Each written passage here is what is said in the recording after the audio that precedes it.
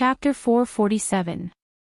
Luo Nan never expected that things would actually develop to this step when he first accepted the mission of preserving the genes and ecology of the native species. Though Luo Nan hadn't put much thought into this matter over the past half-month, he had still borrowed his knowledge to participate in a few meetings. He knew very well that he couldn't complete the mission alone. Therefore, for the first time in more than 10 days, he took the initiative to contact his nominal partner, Peony of the Hidden Indigo firm. Luo Nan walked through Ink's channel. This crow believer had been following by Peony's side recently. Using Ink as a medium was undoubtedly the most convenient. But when Luo Nan's telepathic thoughts shifted to absorb Ink's perceptual information, what appeared before his eyes was a world of darkness.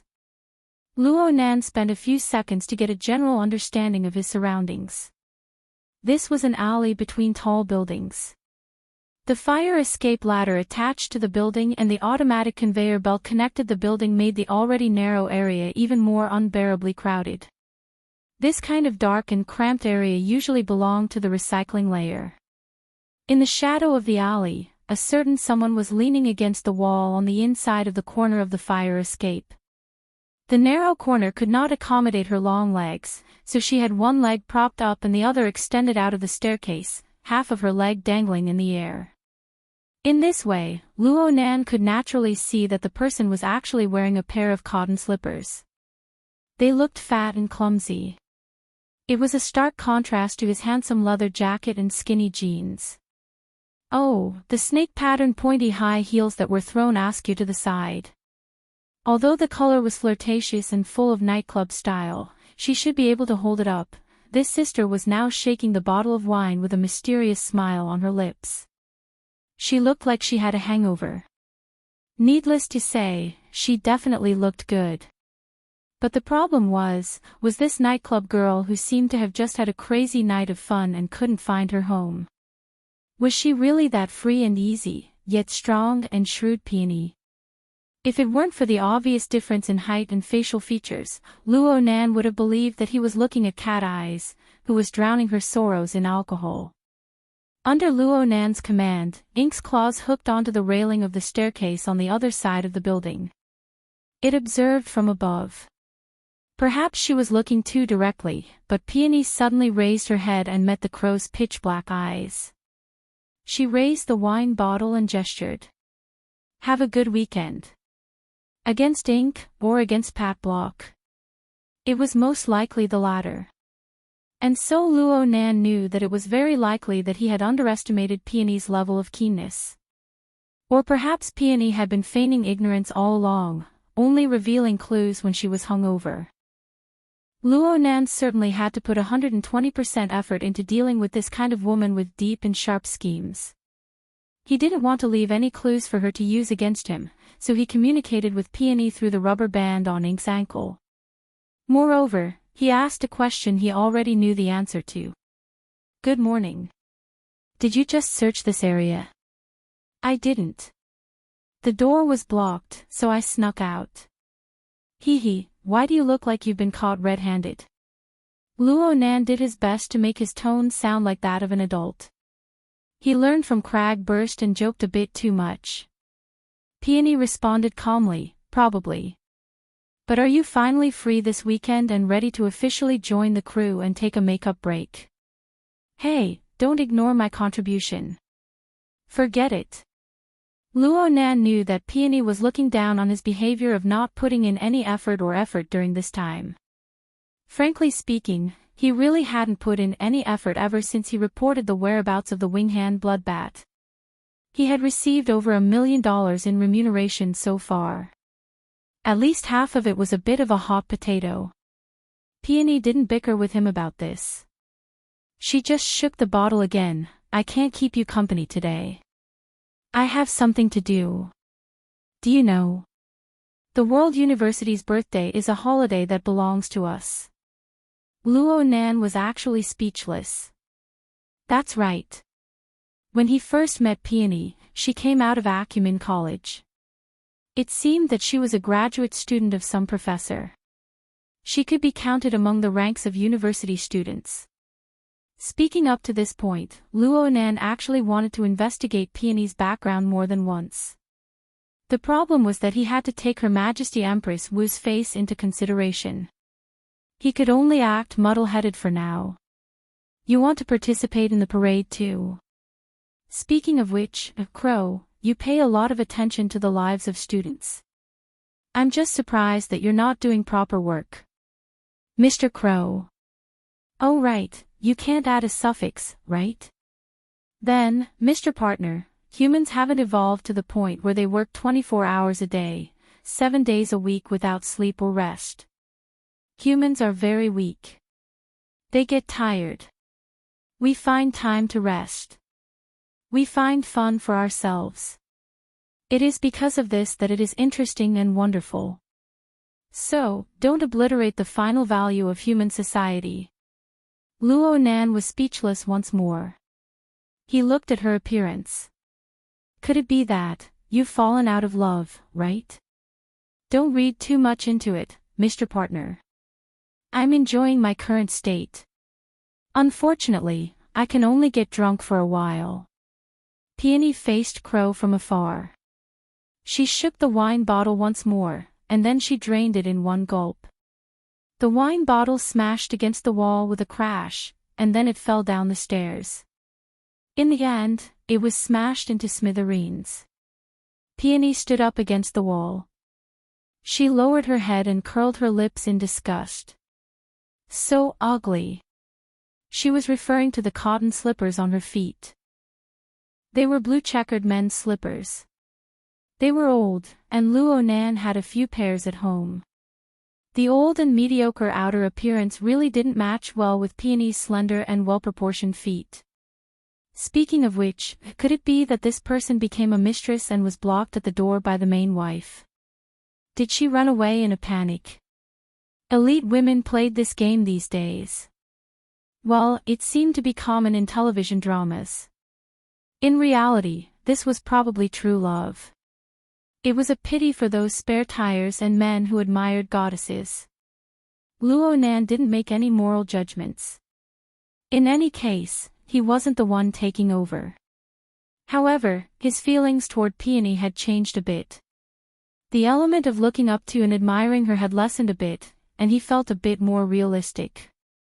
They were all ordinary people. Right now, he was a bit worried about Peony's state. It wasn't safe for a great beauty to stay on the recycling stratum when she was hungover, even in broad daylight. As for Peony's personal strength, he still had no idea. Hey, where are you going? Peony didn't answer. She turned her head and looked around. Finally, she saw her high heels lying crookedly to the side. She chuckled and casually kicked off the cotton slippers on her feet. She fitted her feet with the most suitable decorations. The bewitching patterns and shapes instantly drew out lines that were pleasing to the eye. Peony seemed to instantly regain her usual aura after putting on the shoes that belonged to her. She laughed again and waved her hand at Crow above her. Then she staggered her steps and walked out of the alley. She's definitely right. She's pretending to be calm.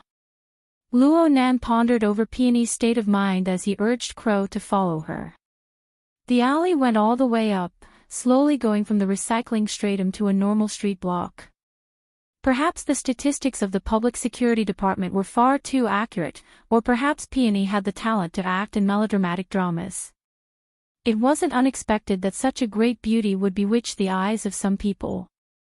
In the shadows of the building, a tall and coarse young man brushed shoulders with Peony.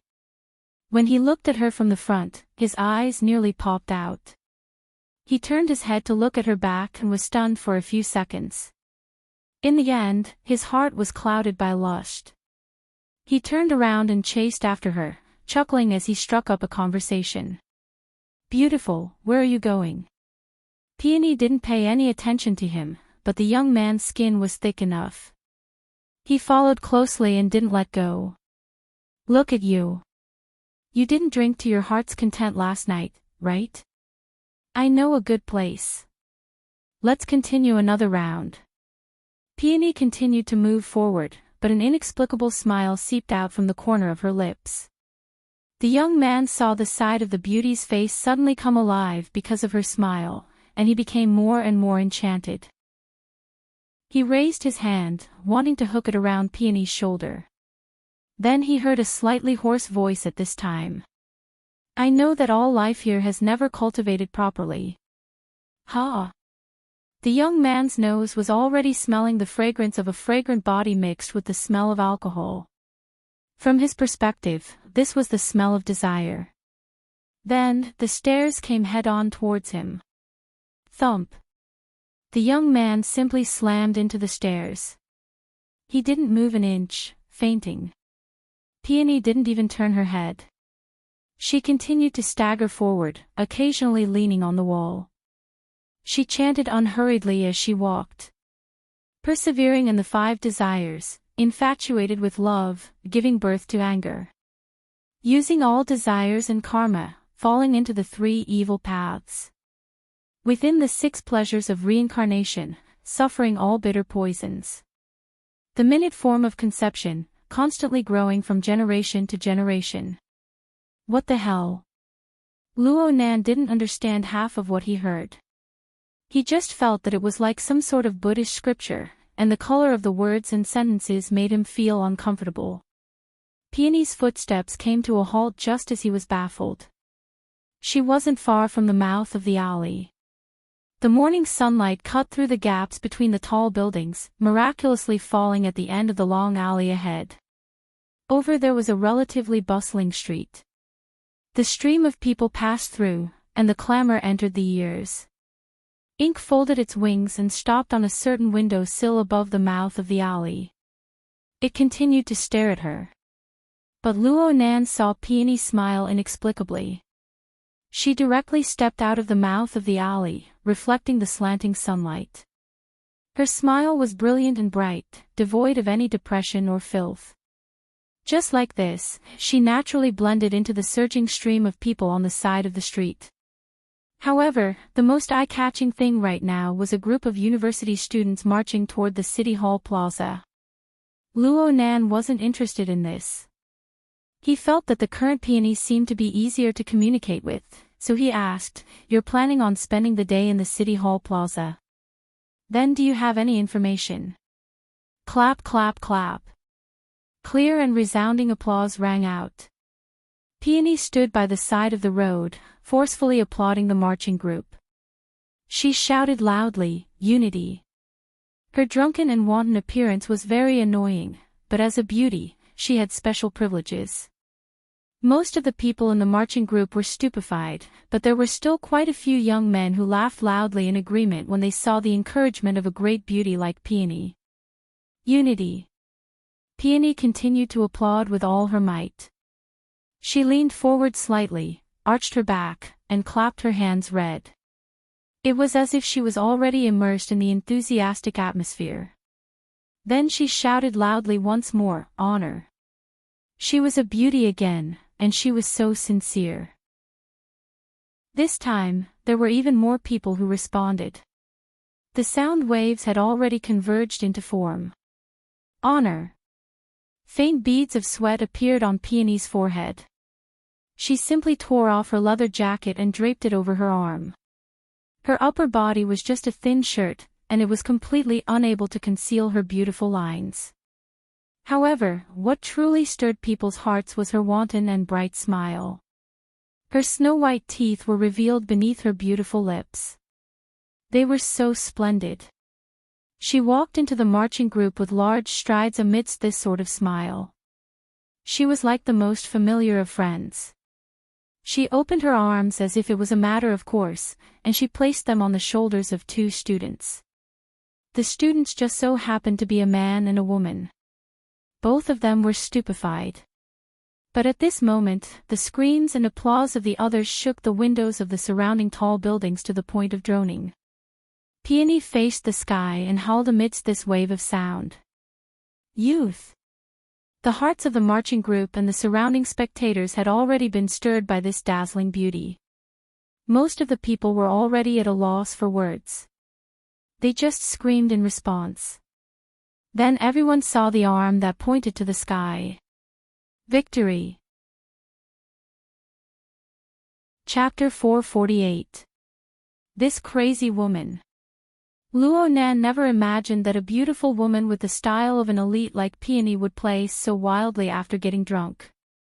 The most important thing was that she had super powerful rallying power. Even the citizens on both sides of the street were stirred up by the scene before their eyes. Quite a few people applauded, whistled, or gave thumbs up to the parade. The atmosphere and emotions of each side interweaved and collided, pushing the entire street to a state of climax. Luo Nan didn't know what to do in this situation. Muddle-headedly following in the air for half a block, Peony's interest actually increased rather than decreased. She was truly in high spirits from playing. In the end, Luo Nan felt that he really couldn't keep up with her anymore. He called out in secret, "Hey, are you planning on marching all the way to the municipal plaza?" Upon hearing this, Peony raised her head. Disregarding her current situation of being the center of attention, she extended her hand and pointed straight at the ink in the air. Amidst another wave of cheers, she laughed loudly. "Bet your college life on it. Do it." Damn, this woman is really crazy. Though he said this, Luo Nan was actually quite envious. First, it was Peony's innate talent as a natural leader. Her affinity, rallying power, and inciting power were all off the charts. With just a few vague words, she was able to make thousands of students and citizens dance with her baton. Secondly, it was probably that wanton and unrestrained attitude. This woman clearly hid deep gloomy emotions in her heart, but the moment she walked into the crowd, it was as if all the obstacles had been swept away. Looking at her smile, it was as if there was bright sunshine shining directly in. Should he call her scheming or strong-willed? In any case, this was completely different from using alcohol to vent one's emotions. Cat Eye should seriously learn. Though Luo Nan was the least qualified to say these words. Luo Nan's main body had just walked out of Acumen College while he was paying attention to his partners going on strike. But where should he go next? He stood at the school gate, hesitating. Peony was the one in charge of communicating with Trigate security. Without this link, Luo Nan would be unable to receive support from that side. Was he really going to wander around the city alone and cast his net a few times? Luo Nan's wristband suddenly vibrated. There was a call coming in, and there was even a video request. Luo Nan swept a glance and rushed to connect, and on the virtual screen, Luo Shuqing's face was serious but pale. She did not look well. "Where did you sleep last night?" "Not in Blue Bay." No, I'm at Ocean Sky Cloud City." Luo Nan answered cautiously. "What for?" "It's mainly because it's more convenient for me to go to school today, so I stayed with a few friends nearby. I forgot that it's Saturday. I'm at the school gate now." Luo Nan felt that there was nothing to hide. He even raised his hand to shine a circle in all directions to show his sincerity. He let his aunt see the surrounding environment. Even with his attitude, Luo Shuqing's expression was still serious. She seemed to be asking and confirming, was it Mo Ye who was in Blue Bay last night? She seems to be there quite often recently. Luo Nan absolutely wouldn't take the initiative to admit that he had contacted Mo Ye last night, so he spoke vaguely. But even so, his aunt did not let him off easily. Her tone was unusually stern. "You clearly know that Mo Ye has been staying out with those scoundrels and hasn't returned, yet you still make things convenient for her. Do you think she's not having enough fun?" "How could I?" Luo Nan cried out, feeling wronged. "My sister wants the access rights. I can't just not give it to her. Recently, I had been living in the Nade district, so how could I have the time to care about Blue Bay? I haven't cleaned it for a long time." "That depends on the situation. That's your house. It's passed down from your ancestors. My heart hurts when I think about how it's been messed with by those fellows who don't know what's good for them. Take back your access rights. What was going on? It must be said that his aunt had been extremely dissatisfied with Amoya staying out at night recently, but she didn't have any intentions of squeezing her daughter's living space outside. She couldn't bear it today. Luo Nan scratched his head a bit when he saw his aunt's unsightly expression. But he knew that he absolutely couldn't go against the Grand Secretary's will right now. He hurriedly said, "Don't be angry. Taking it back is just a matter of operation. I'll do it right away. Wait for me to leave." "Ha! You're in Blue Bay right now." Luo Nan finally discovered that the background of the video was a bit familiar. He wiped his cold sweat. He never thought that his aunt would actually get up early in the morning and kill her way to Blue Bay Community to block the door. Clearly, his aunt had lost all patience with Amoya's lifestyle. Even if she carried the title of a feudal parent, she still wanted to forcefully intervene. "Seriously, is my sister still alive?" She ran off with her guitar. "There's no one over there." "Then I'll send you the passkey. You can deal with it as you see fit." "No need. Why would I need the passkey for a house under your name? Aunt and I can't differentiate between inside and outside." Luo Shuqing clearly knew that Luo Nan was deliberately trying to be obedient, but this scene was far too rare. Even though Luo Shuqing was in a terrible mood, she still couldn't help slowing down her tone. "There's no need to curry favor and act cute here. I don't buy it. Moya's way of doing things is very excessive. You, her accomplice, won't be able to escape. Of course, there's also Mo Pang. I remember every single good deed you three have done. Let's go back and talk about them one by one. Please calm your anger. There's nothing to say. As long as you can make my sister fully realize her mistakes, I'll be willing to accept a few beatings." Luo Nan could sell out his sister in minutes without any pressure. And this sort of jesting and joking method was much better than being a yes man. Luo Shuqing finally hooked her lips. "You've become quite glib lately. Do you have a girlfriend?" Luo Nan blurted out, "How is that possible?" He had learned quite a few dirty jokes from Papercut and Cragburst. Cat Eyes was also someone who dared to say anything. Mixing around with that lawless ability user would cause some changes in his speech habits. And this seemed to be the most effective way, right? Luo Shuqing really did divert his attention. "I heard Mo Peng say that you have quite a good luck with women at Acumen College. He's just jealous that I'm being taken care of by my senior." "Okay, I know. No matter how charming the children of the Luo family are, there's no problem with their hearts. However, you need to learn some skills in getting along with people. Don't be so straightforward. You'll hurt yourself and others. That's not good." "Yes, you're right.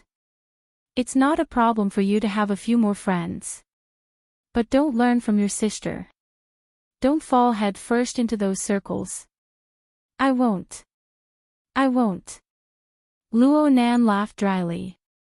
He said a few more words and finally hung up the phone. He didn't stop after that. He immediately found Moya's number and dialed it. However, there was no response from the other side. Did I just lose contact? What kind of trouble did I get myself into? Luo Nan called twice, but he didn't get a response. He couldn't help but scratch his head. His aunt's emotions were controlled quite well when she was talking to him. But if she wasn't truly furious, she wouldn't have vented her anger on him. Luo Nan was a bit regretful right now. He should have made a trip to Blue Bay last night when he passed through the River Wu district to understand the situation. He paced a few steps in front of the school gate, his hand pressed to his ear. He considered finding a skilled expert like Bamboo Pole to lock onto Moya's position. Was this making a mountain out of a molehill? His wristband vibrated just as he hesitated. He subconsciously connected the call and Moya's voice came through. Including me, I'm not as good as you, alright. That's why it's good to participate. It's more valuable to work with you. Thank you for thinking highly of me, but now it's my turn. When you said you have something to do, are you referring to watching the parade with me? Go to the municipal square on the way. Municipal square. Where are you going? You're right. That place will be a good place soon. The city government will cry if they hear this. As long as it's meaningful to us. This is indeed a good opportunity. Luo Nan was suddenly unable to keep up with Peony's train of thought. Opportunity. What opportunity? Peony pulled her hair back into a ponytail. She bit a rubber band in her mouth and cast a sidelong glance at Ink. It looks like I overestimated you, Mr. Partner. Luo Nan didn't care about Peony's evaluation. He knew early on that this Miss Peony could toss him in the dust in terms of planning and scheming. She was just stating the facts. His attitude was upright and very calm. You don't need to evaluate my thinking ability. You just need to provide the conditions for me to reveal my search and sensing ability. I believe that this is the meaning of us being partners. Oh, that makes sense. Peony really did seriously consider this for a moment. Then she nodded. That's what the firm told me in the beginning. How could I forget? I'm sorry. Maybe I drank too much last night. Of course, it's more likely that you haven't fulfilled your duties during this time, giving me some sort of misconception. Maybe. Peony tidied up her ponytail and stepped on the high heels on her feet. I need to change this too. But let me first explain the so-called opportunity. Since we're going to the municipal square, as long as it's not a particularly exhausting matter, we can completely handle the related search work. After all, this is an opportunity to collect sufficient samples. Samples. That's right. 3 samples. It's just like what's described in the records of the operation. After this period of incubation, the probability of a third-stage mutant infection appearing has already reached a statistically significant significance. Speak in human terms. In other words, due to the invasion of this batch of mutants, the ecosphere of Xia City has already received serious contamination. Affected by this, it's very likely that a primitive mutant has already appeared by our side. Its original form might be a rat, a wild dog, a crow, or even a person. But in the end, it will become a monster with an intense desire for destruction and an instinct for reproduction. And then, the municipal government is still sealing off the information. Then a biohazard crisis type of blockbuster will play out in Xia City. When that time comes, we definitely won't be able to get the follow-up payment. The firm's reputation will pretty much be wiped clean. I'll lose my job, and my partner will probably have to change employers. Of course, this is the worst-case scenario. This demonstration is truly righteous. It's also our opportunity. Peony pointed at the gradually departing procession. Look, a procession like this can be seen on over half the streets of the city. There are a total of 954,000 or so registered university students in the Xia City region. They come from over 70 institutions of higher learning. 4 major districts are spread throughout the north, south, east, and west of the city. The number of people participating in the demonstration is over 100,000. And if we include those fellows who join in the fun, the police and civil servants who are responsible for maintaining order, the merchants who seize business opportunities, and service personnel, etc., the number of people involved will certainly exceed 200,000. Oh right, there's still a performance tonight. Singers, famous actors, popular boy and girl groups, virtual idols, and so on. By the peak hour of the evening, the number of people gathered within a 5-kilometer radius of the municipal plaza will be between 300 and 500,000 people. Do you believe it or not? Luo Nan didn't respond. He couldn't help but think about what a canned sardine crowd of 500,000 people would look like. At that time, the residents of every corner of Xiao City will appear in the plaza. A sampling rate calculated from the total population of 90 million people in the main city district of Xiao City is quite reasonable, whether it's from a sociological or biological perspective. Luo Nan had a general idea, but he still needed to confirm it. What do you mean? Chapter 450. The atmosphere of Xiao City in early winter was abnormally fiery because of the university student parade. The closer one got to the municipal plaza, the higher the heat. At 10 o'clock in the morning, there were already over 20 university parades stationed in the plaza and surrounding areas. Under the illumination of the winter sun, the weather could be considered fine. The temperature was neither hot nor cold. The university students, still in their energetic phase, began to wave slogans in the municipal plaza. They chatted with the surrounding military and police, testing each other's limits. Most people knew that today's parade was just a show. Professional skills and cooperation from all sides were indispensable in order to have a happy and brilliant show. Aside from reaching a consensus on this point, everything else was like a plate of loose sand. Luo Nan found a leisure library on the outskirts of the municipal plaza. There was a tea house, a water bar, and a hot drinks shop inside. Most importantly, the window position near the plaza was very good. It just so happened that the municipal plaza and most of the eastern area could be seen. He casually tapped the pages of the e-book on the translucent coffee table. 99% of his energy was placed on the plaza, searching for suspicious targets according to Peony's perfect plan. Then he confirmed, "Perfect my ass." There were parades, spectators, passers-by, and so on around the plaza. There were only several tens of thousands of people if all of them were counted. But the stream of people shuttling back and forth had their respective life sketches interwoven together to construct a changing star atlas. It was like an e-book on the table. The words were dense, and page after page flashed past. It was dizzying to read. Right now, the number of people was far from reaching its peak. After the parade and the carnival began at night, it was very likely that there would be 500,000 people. They would be like sardines squeezed into a narrow area with a radius of 5 to 6 kilometers. The range was not a problem, but the density of stars in the living starry sky of 500,000 people was something that not even the center of the Milky Way could compare to. He squeezed out all of his brain juice. Could he color the target? Too chaotic. Too chaotic. Luo Nan's fingers lightly tapped on the table. He changed his tempo and volume to dispel the fidgety emotions in his mind. The order of the plaza was very chaotic right now, but the hearts of people were even more chaotic. Luo Nan had observed the parade that Peony had teased through Ink's perspective. Several hundred people advanced passionately. Their surging emotions formed a layer of scorching incorporeal flames. They had already formed some sort of initial fusion, some sort of embryonic form of a system.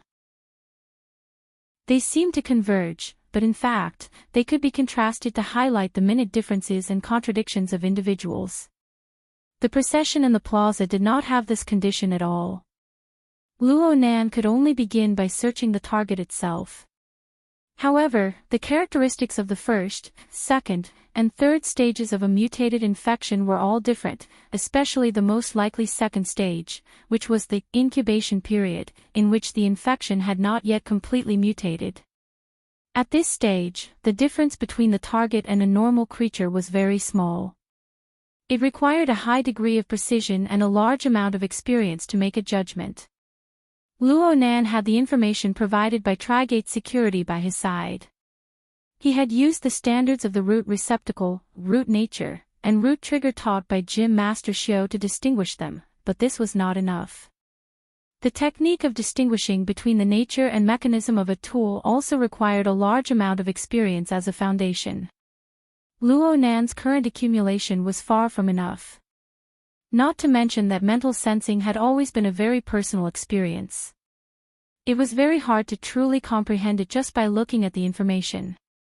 He needed to discuss this with someone, but the advisor, Peony, was still traveling leisurely on the road. It was said that she would arrive in the afternoon. Luo Nan stood by the window and observed for a while, consuming nearly all of his interest. There was also a lack of breakthroughs in his train of thought. He was simply wasting time in tea. He picked up a teacup and took a sip, slightly relaxing his nerves. Then he felt a weak stimulation nearby. It was not a target, but it was non-hostile. Chattering. Luo Nan turned his head to look, accurately capturing the source of the stimulation. There was an aisle and a row of tables, and he saw a familiar face. The other party's expression was a bit stiff when they met Luo Nan's gaze, but they still nodded politely in greeting. Luo Nan responded and then ignored them. However, the other party was still within the range of his perception. There were two people at the other party's table. They were both women, and they had been talking private all this time. They had been talking about him since just now. Who's this? You're frozen stiff. Don't mind me. No way. Don't tell me this is your ideal type. Turner will cry, right? I said don't mind me. But he looks so weak. He's like a little submissive. Look at what he's wearing. It's an autumn sweater. The color is gray. It looks like some school uniform. He's always reading with his head down. He has no friends. He's all alone. He's a typical depressed person. Shut up. Hey, you're being too protective. Are you secretly in love with him? Big-headed fish. Okay. Let's not talk about him. Let's not talk about him. What do you think about the seat I booked? The plaza will certainly be a mess at night. This place is the best. It's quiet and the atmosphere is pretty good. It's more suitable for a woman like you. Speaking of which, that person is sitting there. It's fate. Hey, where are you going? The restroom. The conversation ended, and a young girl with a slender figure stood up from the table. She wore fashionable clothes and left with a taut face. However, she shot a glance at Luo Nan before she left. Unfortunately, their gazes met once more. She could only nod with a stiff expression. Then she turned around and left in a hurry. She was Yuqin. She was the second generation of a certain pharmaceutical company. Last time at Aurora Cloud City, she was Luo Nan's guest. Her older brother Yu Zheng's performance was terrible. He had caused quite a bit of trouble, but she had always been very calm and smart. She behaved with propriety. The impression she gave others was okay. Luo Nan paid more attention to the reservation information Yuqin revealed during her conversation with her companion. He tapped on the table, and sure enough, he saw that the reservation time was displayed. It was from 6 p.m. to 2 a.m. the next day. In other words, he could only stay at this seat until 6 p.m. at most. Then this place would belong to someone else. Should he find another place? Hold on.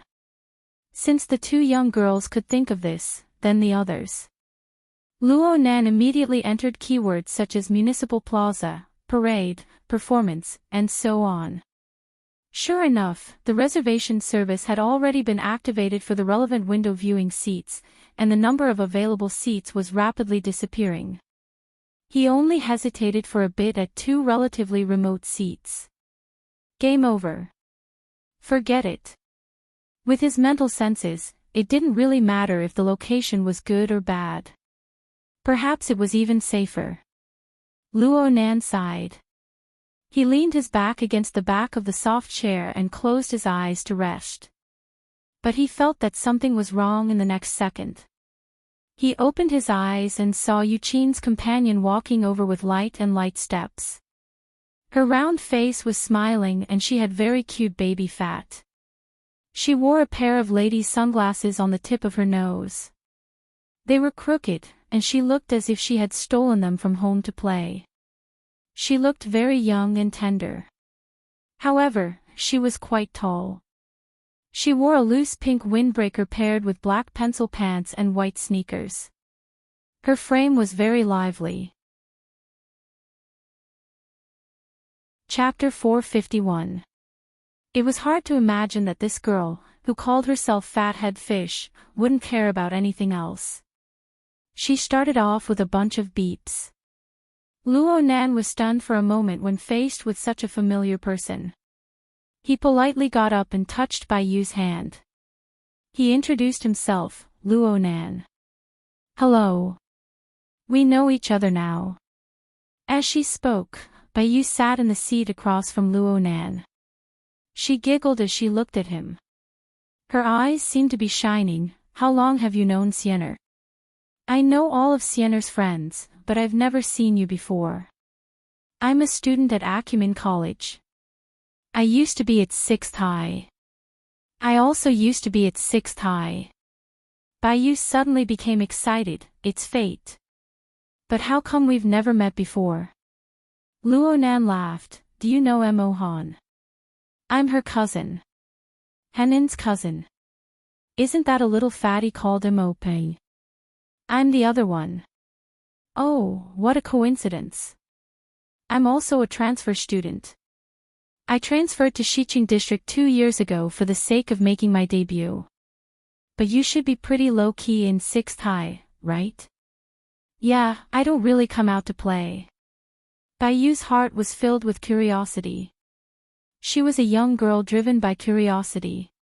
She didn't have any scheming thoughts. Luo Nan suddenly felt that Yuqin's circle of friends was pretty good. She didn't hate anyone other than her blood-related older brother. It was said to judge people by their friends. Just from this point alone, Yuqin was quite good. In any case, the perfect plan was ruined. There was still some time before Mo's treat. Luo Nan was bored, so he chatted to pass the time. You just mentioned making your debut. Are you an artist? Humph.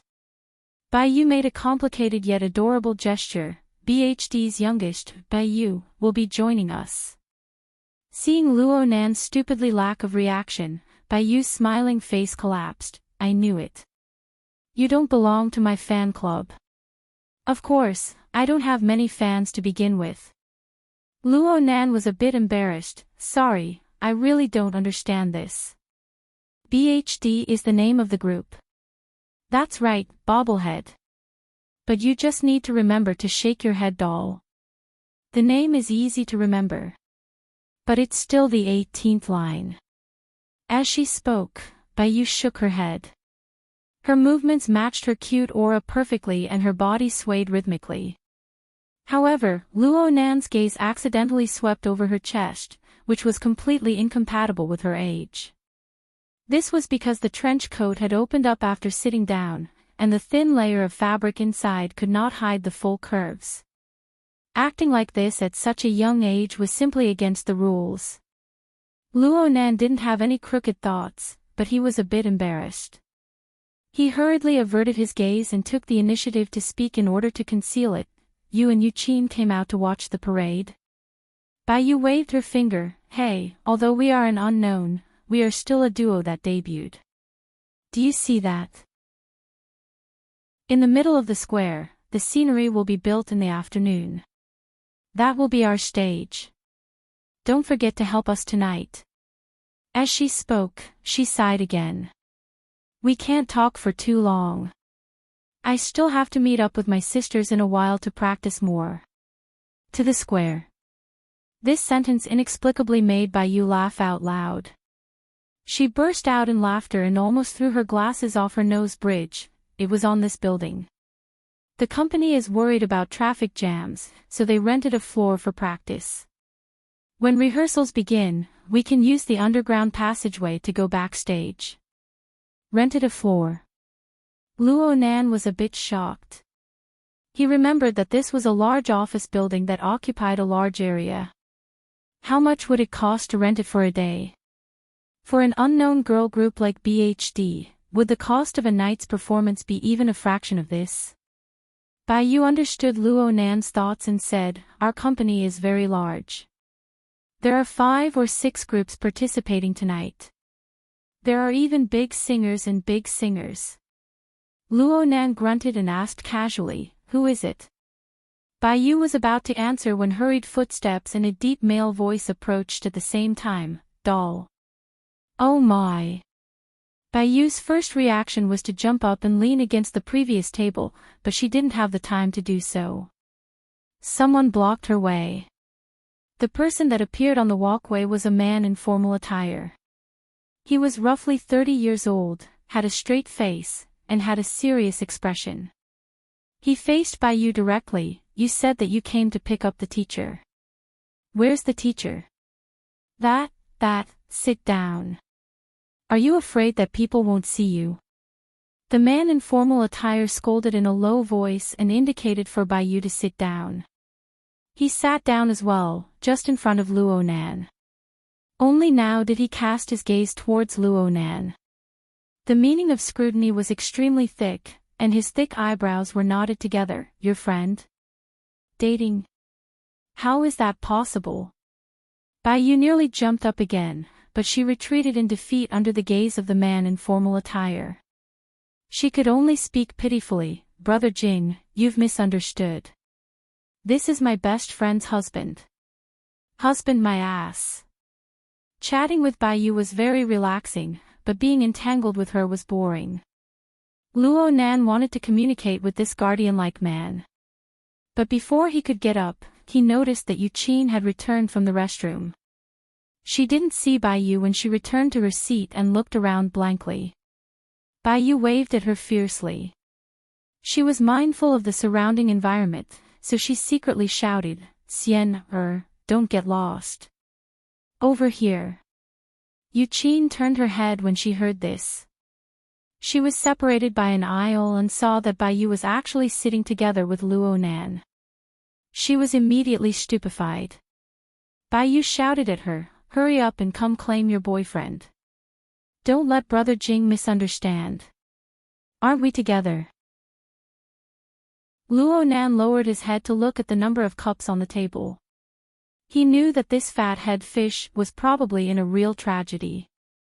Brother Jing clearly saw through this, but he didn't say anything.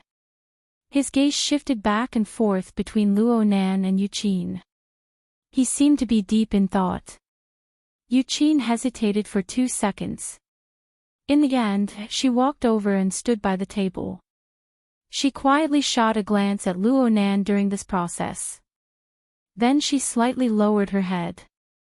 She was probably trying to find a balance between respect and calmness. But unfortunately, she failed. Her slightly fast heartbeat, her controlled breathing, her nervous system's inhibition and counter-inhibition. Every detail exposed her nervous state of mind. Bai Yu wouldn't be able to see through this, but the man in formal attire across from her would probably be able to see some clues. But then again, this man gave Luo Nan a strange feeling. Luo Nan thought for a bit and took advantage of the situation to get up. He faced Yu Qin and said, "You can sit inside." "This is..." Luo Nan was asking Bai Yu, but Yu Qin, who was still standing there without moving, quivered. She took half a step forward and said softly, "This is Mingtang Culture's manager, Mr. Hai Jing." Hai Jing. Luo Nan was curious. Before Luo Nan could figure it out, Hai Jing's serious face relaxed from astonishment and bewilderment. In the end, it transformed into a carefree smile. "Nanster, is that you?" Chapter 452. Upon closer inspection, the title was just a knock on the door. The true key was the smile on Hai Jing's face. He opened his mouth wide and revealed his teeth. His unrestrained and smooth expression instantly broke through the solemn temperament of his formal attire. It caused the clean face before Luo Nan's eyes to overlap with a large face with sideburns. Hai Jing, the first lead singer of Mountain Stream, the band Mo you belonged to. That was 6 years ago. Moya was still in her third year of high school at the time. She had just joined the band and obtained the position of melody guitarist with her skillful technique. Luo Nan was just a brat who wasn't even 10 years old. He had yet to start researching formatting theory. In today's sense, life had yet to begin. However, Luo Nan still had some impressions in his chaotic and blurry memories. Hai Jing, the lead singer of the band at the time, had a resounding and clear voice. It could be said that he had a gorgeous voice. He was the type that Luo Nan could accept in the noisy and chaotic underground rock circle. It could be said that the entire Mountain Stream Band style was built around this lead singer. Moya's gorgeous solo performance, known as the Palace on Strings, brought out the best in Luo Nan's style. Many times, they would be called low-level, vulgar, and trendy dogs in the circle because of this. Moya had cried because of this. The one who had hugged and comforted her back then was Hai Jing. Luo Nan had always been conservative. This kind of intimate and caring attitude was already beyond his expectations. So Luo Nan had the impression that Hai Jing had been a candidate for brother-in-law for quite some time. But later, this potential brother-in-law suddenly disappeared from her memory. TSK, the human memory mechanism was really strange. A small trigger was able to make the already gray images regain color and flow. Luo Nan was immersed in his memories. He seemed to have returned to that ignorant and clean world. There were some subtle changes in his emotions. He subconsciously laughed, "Brother Jing, long time no see. You're actually a manager now." Hai Jing laughed, "You came to see Moya's performance. She said she would treat me to lunch." "Ha. Then thank me." Hai Jing pointed at his own nose, "I was the one who booked the restaurant. Didn't you know? Moya and the others just signed a 2-year contract with Mingtang. I just so happened to be in charge of today's performance." You signed a contract?" Luo Nan was a bit embarrassed. He really didn't know. Just a week ago. They performed well at the Manching Music Festival, and the company was optimistic about their prospects. "Has Moya been hiding outside for the past few days?" I've really offended my aunt." Hai Jing's deep understanding of Moya made Luo Nan vaguely believe that Moya had always been here for the past few years. Hai Jing nodded. He pondered for a moment as if he was considering something. In the end, he pointed upwards. "Moya and the others are rehearsing now. They are in the same place as Doll and the others. Do you want to go and take a look?" Before Luo Nan could respond, Baiyu was already dumbstruck. "Why? Why can't I invite Qin Xian? Hai Jing glanced at her. "Shangxi's contract is a management contract, while yours is a training contract. That is the difference." Baiyu was immediately defeated. But then she saw that Luo Nan was looking in the direction of Hai Jing's finger. Luo Nan had a very focused appearance, and she couldn't help but spit, "Hey! There are still over 10 floors." Of course, Luo Nan wouldn't say that he had locked onto Moya's position through his mental senses. He just nodded and smiled at Baiyu before asking Hai Jing, "Is it convenient?" Hai Jing seemed to have thought things through. This is Shangxi's first performance since they transformed from an underground band. The scene tonight will be huge. I'm worried that they'll be nervous. Having a family nearby will certainly help. I heard that it's a scale of several 100,000 people. The company estimates that it can reach 1 million people at its peak. Rock bands naturally have an advantage in this kind of occasion. It's an excellent opportunity. 1 million people. Luo Nan clicked his tongue. Moya, that fellow. She really went wherever there was excitement. But was their band already at the level where they could perform in public at a large-scale event with 1 million people? How about this? Touch me with your wristband and I'll give you the authority. Since the security around the plaza has been upgraded, we can only use a face-to-face invitation to increase the authority. Luckily, I still have a spot on my side. Doll, what are you doing? Baiyu withdrew her finger and had an innocent expression. Brother Jing, are you trying to ruin their date? Are you trying to break up an affectionate couple? This wasn't the end. Luo Nan rolled his eyes. Next to him, Yu Qin took a quiet breath. She raised the teapot and poured tea for Luo Nan. Her demeanor was refined and gentle, and it matched perfectly with Baiyu. Yu Qin's appearance was definitely because she still had lingering fears from the conflict last time. She was deliberately acting low and small. Luo Nan felt that it was pointless. He waved his hand and was about to speak, but Hai Jing spoke first. One is a hire. Two is also a hire. It just so happens that the company is short on manpower right now. I'll just take in 2 temporary workers. Brother Jing, you have a lot of knowledge. Baiyu gasped in admiration. She gave Hai Jing a thumbs up and winked at Yu Qin. Yu Qin forced a smile and took another deep breath. She stole a glance at Luo Nan and remained silent. Hai Jing quickly shared the authority with them. Then he got up and said, "Let's not waste time. Let's go back. I'll tell you guys about the things to take note of on the way." Hey, doll, you're not done yet. Baiyu raised her head and revealed a careful smile. Brother Jing, did you forget about the teacher? Hai Jing was a bit startled. He was a bit embarrassed under the gazes of Luo Nan and the other two. He slapped his forehead and sat back down. I almost forgot. I'm going to make a phone call. The call connected a few seconds later. Then he hung up. I've already arrived. I've used up my authority. Baiyu, bring out yours. It seems that this is the reason for me to approve your leave, right? Baiyu giggled. She stretched her neck to size up the entrance. I don't see anyone. Did you guys drink too much again? If we get the smell of alcohol from our bodies, Brother Jing, you'll have to help us explain to the company. It could be seen that Hai Jing had a close relationship with Baiyu and the other artists. Work was work. Friendship was friendship.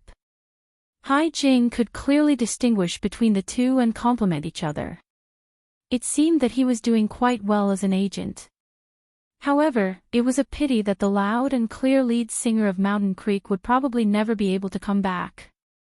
Luo Nan was a bit lost in thought, but he was soon awakened by a stimulus. His brows furrowed. Baiyu had already locked onto her target. She's coming. She's coming. Teacher, over here. Luo Nan turned his head and saw a woman around 30 years old walking over. She wore no makeup, but her slightly browned skin was extremely lustrous. It didn't give off a dark feeling. She wore a white long-sleeved t-shirt with a jacket draped over her shoulder. She wore dark blue bloomers paired with nude high heels. She was dressed to the point of being a complete mess. She looked very confident and at ease, but in essence. Hai Jing stood up to greet her. He called her teacher, but he didn't mention her name. It sounded a bit awkward. Baiyu also chuckled as she leaned over. She hugged the person across the reading table. Teacher, it's been a week. You must teach me how to take care of my skin this time. Oh right, let me introduce you. Baiyu enthusiastically introduced them. These two are. There's no need for introductions. I've met them before. Yu Qin had already stood up. She bowed and greeted the person. Hello, Teacher Cat Eyes. You still remember my name? How thoughtful. The person had a subtle smile on her lips. Her gaze didn't linger on Yu Qin. Instead, she took the opportunity to look at Luo Nan, who was slowly getting up. When their gazes met, her complicated smile finally blossomed. Hey boss. Your new target. Luo Nan had a serious expression. Teacher Cat Eyes, don't joke with me. He could only respond like this. Otherwise, he would have no way of explaining things to Hai Jing and Bai Yu. Hai Jing appeared to be quite shrewd, but Bai Yu was already stupefied. You guys know each other. The boss behind the scenes of your teacher's studio is Luo Nan. It can't be. Luo Nan finally laughed, but his laugh was very powerless. I said it was just a joke. As for whether it was a joke or the cause and effect, Cat Eyes, take care of it for me first. The casual and confident-looking woman before him was none other than Cat Eyes. Her public identity was that of a dance teacher. In the inner world, she was a registered member of the Ability User Society. She was a psychic sensing awakened, and her most proficient ability was long-range perception. However, from Luo Nan's perspective, this female awakened, who was in the prime of her life, had the most significant attribute. She was a believer on the staff level under his formatting theory. She was a component of a large production line that provided him with an unending supply of soul strength. Cat Eyes had not met Luo Nan since the incident at Aurora Cloud City. However, the connection between them was much more frequent than before. They continued to break in. Luo Nan took the initiative. He didn't care much. Cat Eyes was completely passive. She thought quite a bit. Over a dozen days passed. Whether Cat Eyes was happy or not, she began to get used to the existence of a boss. This little bastard didn't sign a contract. He didn't pay her wages. He didn't give her any chance to leave. A staff member. A slave. The only thing that made Cat Eyes rejoice over was that this boss, Luo Nan, was quite undisciplined in his management. Luo Nan generally wouldn't give her trouble. Even if he did, the difficulty wasn't too high. Cat Eyes didn't want to change this. So when her emotions stabilized, she maintained this state of interaction with Luo Nan. She didn't give Luo Nan any trouble. He and I have been practicing dancing recently. He's a guy who really knows how to make bets. I lost, so I changed the way I address him. As she spoke, she shot a glance at Yuqin. Yuqin cleverly lowered her eyelids. She acted as if she didn't see or hear anything.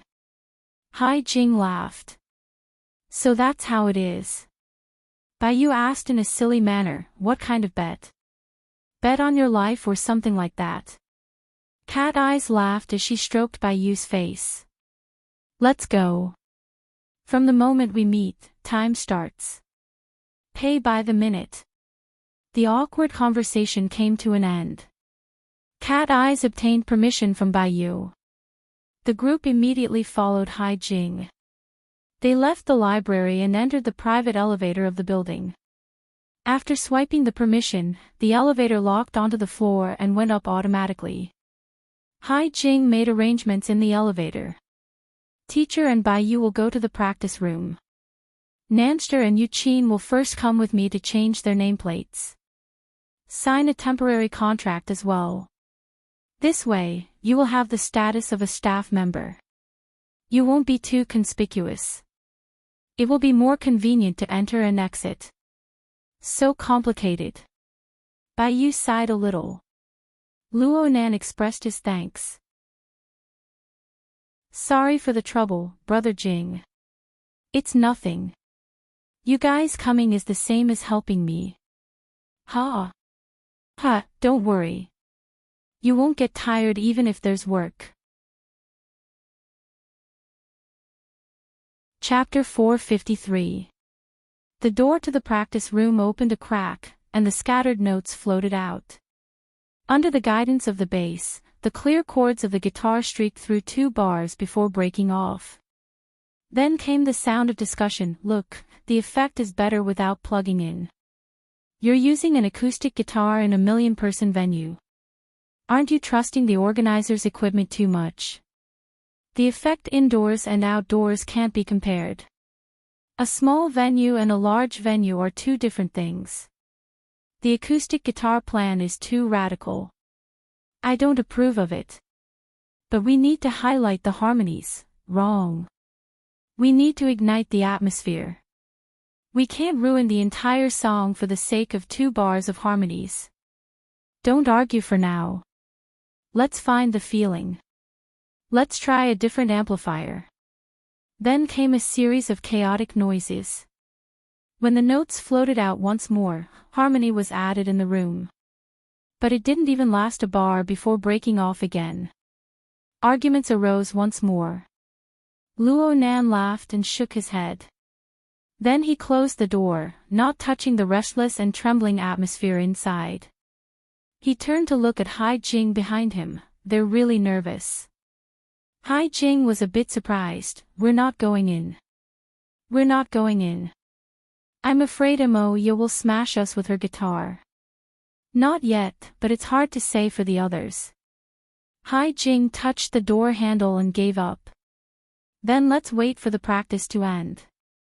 After all, they're an underground band.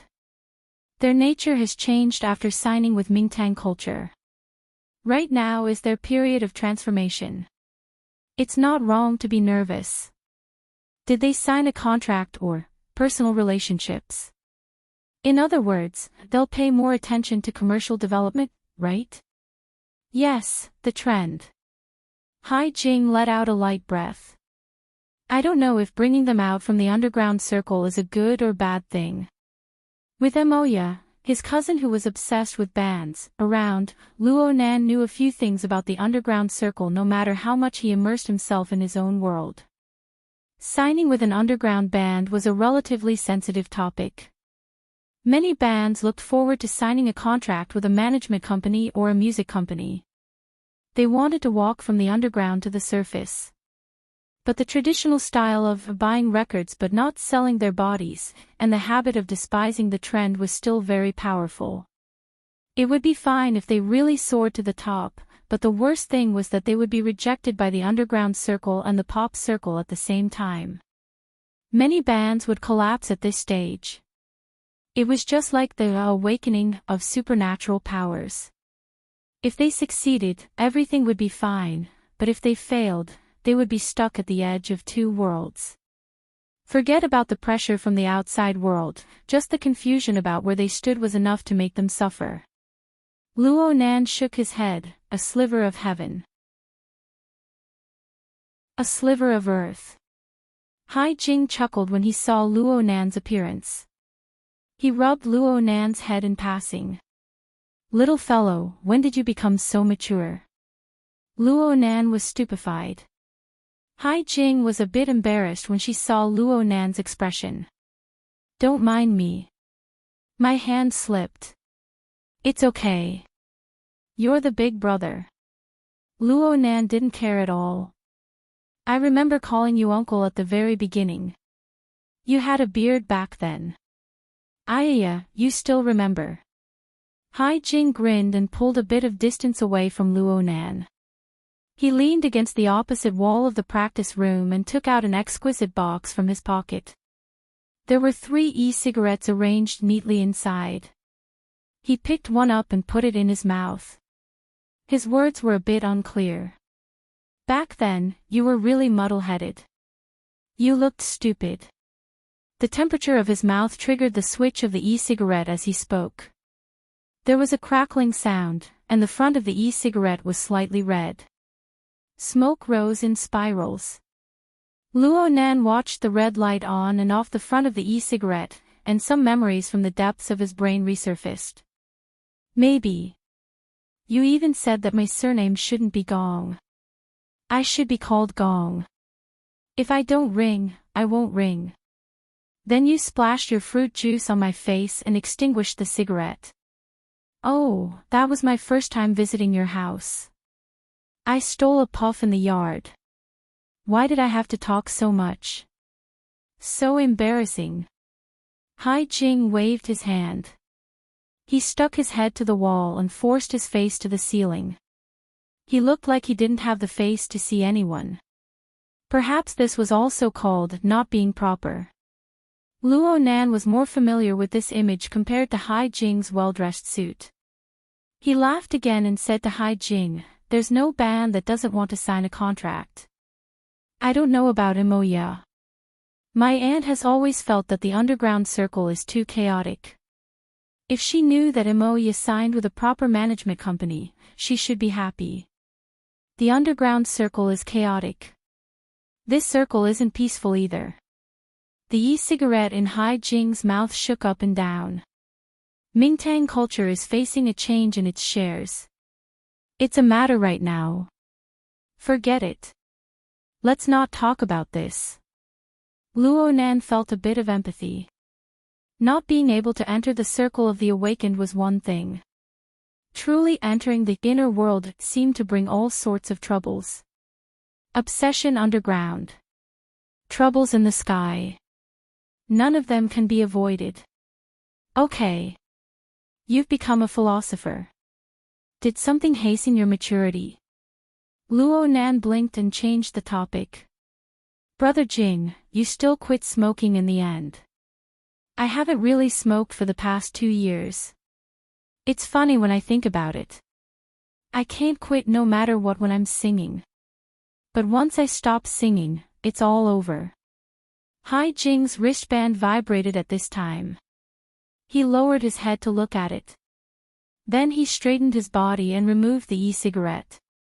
Here comes the trouble. I'll take you to find a place to rest. There are quite a few empty rooms here. Wasting them is wasting them, but safety and privacy are guaranteed. Luo Nan nodded and followed. Hai Jing put the e-cigarette back into the box. He suddenly thought of something and waved the box. Oh right. Thank your uncle for me. He was the one who recommended this Star Ember series to me. Luo Nan laughed without saying anything. But he suddenly remembered. Moya had so many friends. Among the men, only Hai Jing was able to visit her home alone and enter her room. Perhaps this was the key reason why he mistook Hai Jing for his brother-in-law. Mistook. Mingtang culture was one of the organizers of this parade. Before the official performance, there were a multitude of matters to attend to. Hai Jing said that he was going to lead Luo Nan to find an empty room to rest in. But he hadn't taken a few steps when an urgent matter came pressing down on him. He needed to rush over immediately. Forget it. You go by yourself. Room 5627. Just turn around the corner at the end of the corridor. Hai Jing joked as he spoke. Don't worry about bumping into people. It's fine if you try one by one. Every practice room has its own privileges. You can't enter without authorization. Okay. Go do what you need to do, Brother Jing. Hai Jing turned around and was about to leave when he remembered something. Oh right. Your girlfriend is in room 5621. She's with Bai Yu and the others. You can go there and take a stroll. With your friendship with Teacher Cat Eyes, she shouldn't kick you out. BHD's music style is more suited to the tastes of you youngsters. You made 3 mistakes in a single sentence. Should I correct you or not? In the end, Luo Nan could only accept it with a smile. Hai Jing wanted to rub Luo Nan's head, but he came to his senses in time. He placed a palm on Luo Nan's shoulder. Have fun this weekend, but you need to show some concern for your sister. Luo Nan looked pensive as he watched Hai Jing leave in a hurry. 5627, 5627. Luo Nan followed Hai Jing's instructions and found room 5627 in the corner. He was just about to reach his hand out to grab the door handle when he suddenly stopped. He raised his head to confirm the room number. 5627, that's right. There are no problems with the privileges. But why were the 2 people inside able to go in? And why were they having fun so much? The use of mental senses actually manifested here. Right now, there was only one thing he was conflicted over. Should he continue watching? Or should he continue watching? Luo Nan sighed outside the door. There was a saying in Hai Jing that was very true. The industry was very messy. Youngsters these days were quite knowledgeable. No one was a pure white lotus. Luo Nan had attended health classes before. Mo Peng would sometimes sneakily give him some indescribable materials and the like. Luo Nan was not lacking in concepts. But he had devoted himself to researching all sorts of theories since the age of 10. He worked every day and night. How could he have the leisure to delve into these things?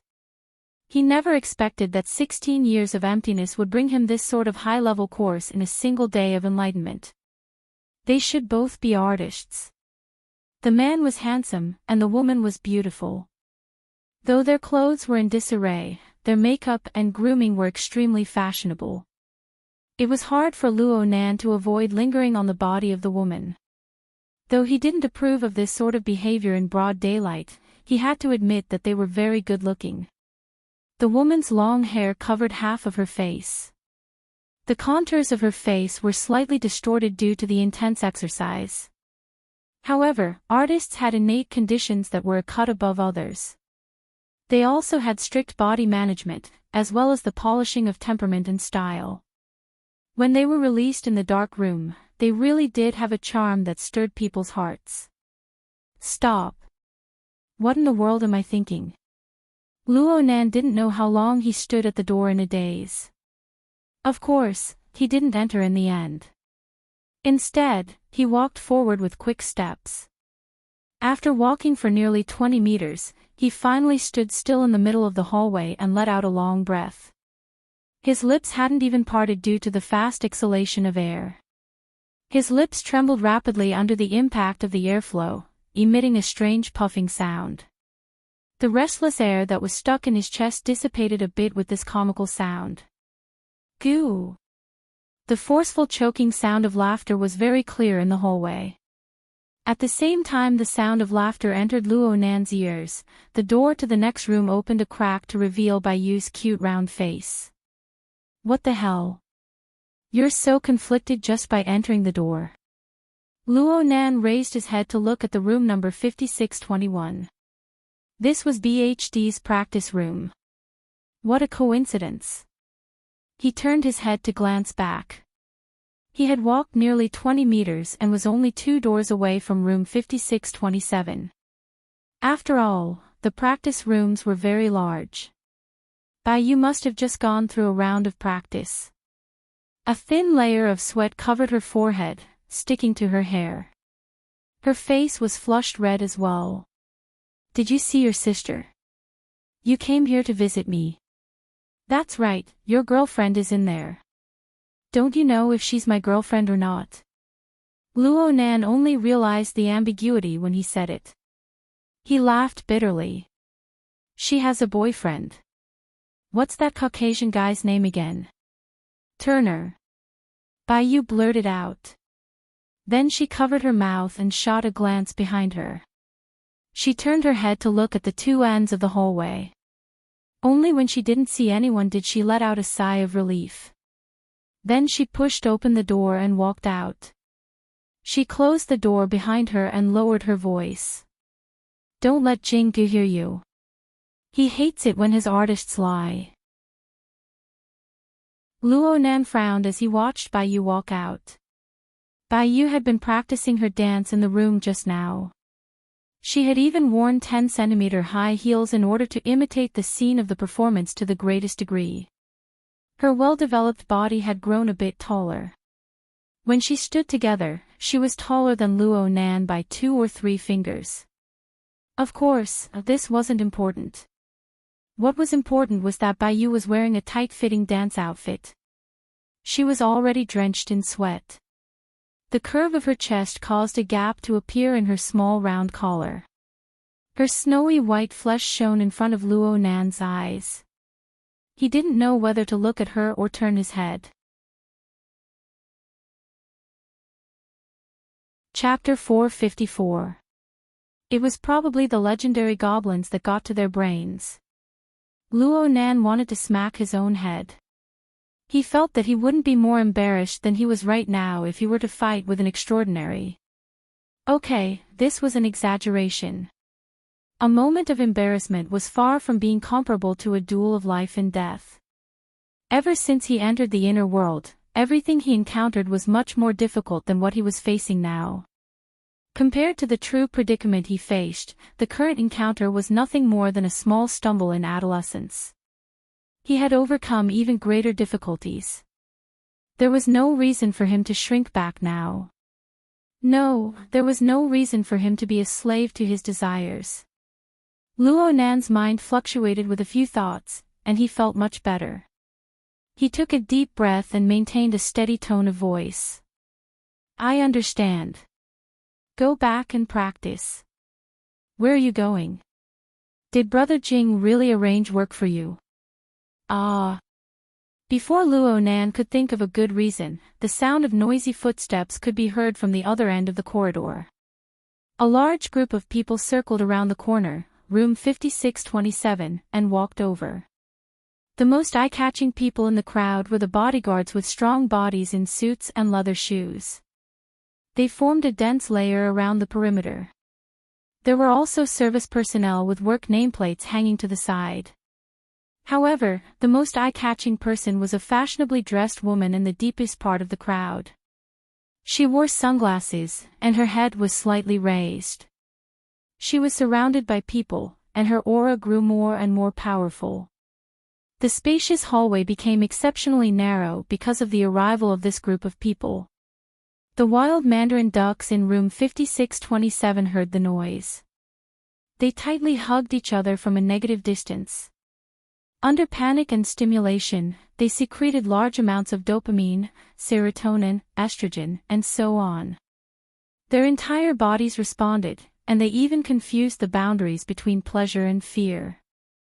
Only now did Luo Nan discover that he had been paying attention to them all this time. This was really the result of seeing oneself clearly was often awkwardness. Awkwardness wasn't a poison. One wouldn't die from suffocation. Luo Nan thought that he was the only one who knew from beginning to end. At most, he would be able to research the information in private. This was a benefit brought to him by his ability. It was fine as long as he didn't get affected by it and reflected his desires into reality. Luo Nan's mental construction had just reached a certain level when he suddenly felt a tug. He turned his head to look and saw Bai Yu's taut face. She gave him a meaningful glance to get closer. Her body language was quite nervous. With Luo Nan's current attainments in body techniques, he obviously wouldn't be tugged by a little girl. But, seeing Bai Yu's expression, he took the opportunity to walk over and the two of them stood against the wall. Bai Yu let out a sigh of relief. She then lowered her head and crossed her hands over her abdomen. Her posture was as proper as a flight attendant's. At this moment, a group of people happened to pass by. She immediately smiled and greeted them in a low but clear voice, "Sister Weiwei, Director Wu." Even with Luo Nan's eyesight, he wasn't able to see whether or not the powerful woman responded. Instead, a middle-aged man in his 50s spoke to Luo Nan's side, "Don't loiter around outside. If you need to practice, go practice." The dense mass of people walked past. They made a right turn at the end of the corridor, breaking away from Luo Nan and Bai Yu's line of sight. However, Luo Nan's mental senses remained clairvoyant from beginning to end. At the corner was a semi-sealed passageway. The passageway was locked by a transparent electronic door. At the end of the passageway was a carved double door. Behind the door was a rather luxurious suite that could easily fit dozens of people. The group of people walked into the suite. Not long after, the service staff who had just followed them and hurriedly left, most likely having received a task. Seeing the service staff pass by, Bai Yu stuck out her tongue. "I got caught. I have to get out of here." "Hold on, who's that?" "Director Wu. She's the head of the company's artist department. Brother Jing's immediate superior. Of course, she's also our big boss." Bayu's eyes blinked as she spoke. It was as if she was telling Luo Nan that she was different from the boss she had won a bet with. Luo Nan's heartbeat sped up a bit when he was stared at by these eyes. Unfortunately, the scene of the ravine and snow-white muscles kept swaying in his mind. He did his best to rid himself of the effects of his hormones and tried to chat normally. That Sister Wei Wei should be an artist as well. It looks like she's treated much better than you. How can that be the same? Ha! You don't know her. I'm not familiar with the entertainment circle. You really don't know her. What's there to show off? Ah! My heart suddenly feels better. Bayu clasped her hands together and made a gesture of thanking God. Then she happily explained to Luo Nan, that's the pillar of our Mingtang culture, Shi Wei. She's a standard A-list artist. She's quite famous in East Asia and Southeast Asia. Shi Wei. You don't have any impression? No, I can remember a bit. She debuted as a super pure and innocent celebrity. She seems to have successfully transformed her career. Her acting path is quite wide. There was a period of time when Mo Peng was very obsessed with her. He borrowed money from me to buy peripherals. Bayu let out a long sigh. Peripherals. When we debuted, peripherals were half sold and half given away. Even so, we still accumulated half a warehouse. She's not like Sister Wei. Her position as the #1 sister in the company will be more or less stabilized in the next few years. Luo Nan paid attention to the situation in the room. He discovered that Shi Wei and the big boss of the artiste department, Director Wu, were talking on equal terms. She was even a bit stronger. Sure enough, she had the style of a #1 sister. She's even invited to stand on the stage for this sort of parade and assembly. Sister Wei's transformation was in the direction of public welfare. Plus, with her popularity, standing on the stage is more effective than us dancing for an entire night. Ha! That's weird. Sister Wei's schedule is famous for being tight. There's still 7 or 8 hours until the performance. Bayu's eyes shone brightly. Her eyes were lit up by curiosity. She had long forgotten about being caught red-handed. She lowered her head and operated her wristband. She checked the internet and even signaled Luo Nan to come over and enjoy the show. Sky Street. One of the largest gossip communities in East Asia. Their social media accounts are updated in real time. Even though it's annoying to be exposed here, honestly speaking, we still hope to see news about ourselves on there. It'll increase our exposure. Look, it's this. Fairy, she's secretly meeting a new lover. It looks like she was out on a date and got caught by the paparazzi. Aha! She's definitely here to hide. This sealed floor was indeed quiet. The paparazzi didn't have the authority to come here. But what the hell was Bayu excited about? Luo Nan finally understood. Bayu was older than him by half a year, but she was actually a little gossip bug. It was sad that she had chosen the enemy camp. Luo Nan was shaking his head in his mind when he suddenly discovered a new situation. He signaled for Bayu to open the door to the practice room behind him and pushed her inside. Someone's coming. Luo Nan let out a breath after dealing with the loose ends. He turned around and walked in the opposite direction. But he hadn't walked more than a few steps when he heard someone call out to him, "Hey, you over here." Luo Nan turned his head with a pure expression, "You called me?" The person who called out to Luo Nan was none other than Director Wu. He walked out from the sealed passageway with a slightly chubby young woman following by his side. The woman was talking to him, "It's better if I go by myself." "Don't. The reporters outside are like wolves and tigers. You've been with Little Wei for far too long. They all recognize you. Let someone else do the work of running errands." Director Wu scanned Luo Nan's face as he spoke. He felt that this young man's face was quite young and unfamiliar. He was a bit puzzled. Which department are you from? Luo Nan subconsciously replied, I'm with Brother Jing. Hi Jing, right. Director Wu's gaze swept over the nameplate on Luo Nan's chest and he felt relieved. He signaled for Luo Nan to come over and instructed, you and Assistant Meng exchange numbers. Remove the nameplate and go to Ruifeng building. Bring back the pre-ordered breakfast set.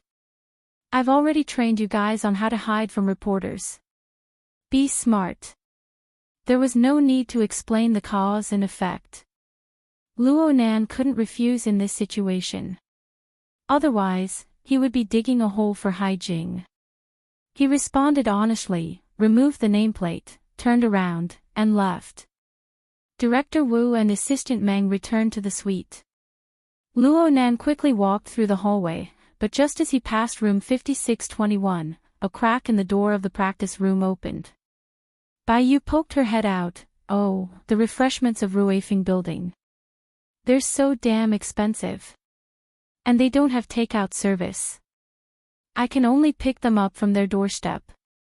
But I heard that they're good for your looks. I really need to run errands this time. The girl had been eavesdropping through the crack in the door all this time. Luo Nan didn't care about running errands. Hai Jing was able to bring him in. Why couldn't he do something? He asked casually, do you want some? I'll give you some along the way. There's no need for refreshments. I can't afford them. Ha! She turned around and said a few words into the room. A few seconds later, she poked her head out again. She blinked her eyes fiercely and did her best to charm, Brother Luo Nan, come in for a bit okay? Luo Nan sighed and entered the room according to her words. For gazes fell upon him as soon as he entered the room. He recognized Cat Eyes and Yu Qin. There were also two young girls who were a bit older than Bai Yu. They were undoubtedly the other two members of the BHD group. Hai Jing had mentioned before that one of them was Shui Yuan, who had the nickname of Housekeeper. The other was Clara, Barbie. As members of a girl group, their personas were quite distinct. The one who was drenched in sweat and had a white towel draped over her shoulder was frowning as she looked over. She was most likely Shui Yuan. She had a serious face and her figure was the most well-proportioned and fit. As for Clara, she was undoubtedly the charming mixed-blood beauty. Her skin was as white as milk and her looks were extremely high. Bai Yu giggled and clapped, hurry up, hurry up. High-end free labor is only available once. Boss Luo is going to Ruifeng Road to pick up takeout. Anyone who wants to pick up something along the way, hurry up and sign up. The floor is closed right now. If you miss this opportunity, you'll have no hope at all. Shredded radish. The charming Clara let out a low laugh. She was amorous, and she was much more mature than her age. She also casually created a new nickname for Luo Nan. Barbie. Doll. As the captain, Shui Yuan naturally opened her mouth to reprimand her team members for their impolite actions. But when the nicknames of these two were linked together, it was quite funny. Shui Yuan acted as if she didn't notice. She took the initiative to extend her hand. You must be Student Luo. Hello. Luo Nan extended his hand in response, but he was slapped away by Cat Eyes who had just walked over halfway. Cat Eyes didn't care about Luo Nan and Shui Yuan's awkwardness. She clapped her hands to attract everyone's attention. If we delay any longer, we'll miss breakfast time. The boss is running errands for Shi Wei. It takes around half an hour for him to go back and forth to Ruifeng building. The other takeout deliveries should arrive around this time as well. How about this, everyone can order their own food and wait for the boss to come back to bring it up at the same time. No problems, right? Chapter 455. The group of people all rolled over in laughter. But these girls did not know how much complicated information was contained in Luo Nan and Cat Eye's conversation. They also did not know what sort of sharpness was hidden in their gazes. Luo Nan was drunk when faced with such a believer who was unconvinced and had a tendency to self-destruct. Shui Yuan, who was next to Luo Nan, thought of something. She suggested, let's first exchange numbers.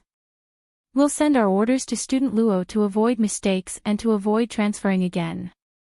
Bai Yu was the first to agree. But she turned around and revealed a fierce expression, if the private numbers of 3 future idols get out, you're dead for sure. Unfortunately, no matter how much she twisted her face, her adorable round face could only show cuteness. Luo Nan shrugged and extended his hand to exchange numbers with them. He also gained the friendship of the BHD girl group. He waved his hand, turned around, and walked out. You guys hurry up and order your food. Also, please pay attention to the type of food. Fast food and pastries are the best. I don't want to have to wait downstairs for a dozen or 20 minutes after coming back. Bai Yu let out an "ah" and expressed with extreme innocence, we're all obese. What about body management? Shui Yuan stared at her. Body management has already collapsed the moment you suggested it. But Captain, you didn't refute it. I'll take you guys to strengthen your training for 2 hours. Hypocrite. Pervert. Luo Nan had already opened the door to leave the BHD group's internal strife. At this time, the silent Yuqin walked up to him and whispered into his ear, Mr. Luo, let me go with you. Ha! No need, no need. Cat Eyes giggled as she hugged Yuqin's shoulder. She kissed her and firmly pressed her down. Right now he's burning hot. His head has a fever. It'll be better for him to go out by himself. You're the one with a fever. Luo Nan retorted. But when he saw Cat Eye's expression, he understood that something good had happened next door. It was impossible to hide it from her. In fact, Cat Eyes might have even seen his relatively straightforward reaction earlier on. Was it awkward? Of course it was. But his special relationship with Cat Eyes had more or less dispelled a portion of it. He just glared at her and opened the door. Cat Eyes suddenly said, I won't order a meal for you. You can just go to Auspicious Abundance Restaurant and receive a flowing stone set. It's simple and quick. Thank you, boss. As she spoke, Cat Eyes gave him a salute. Luo Nan turned his head, speechless for a time. He didn't know the market price of Ruifeng restaurant, but from the look of fear on Bai Yu's face, he could tell how powerful the flowing stone was. Fortunately, he had just earned a large sum of money last night, so he had some confidence. In the end, he just waved his hand and walked out of the door. The elevator required them to pass by room 5627.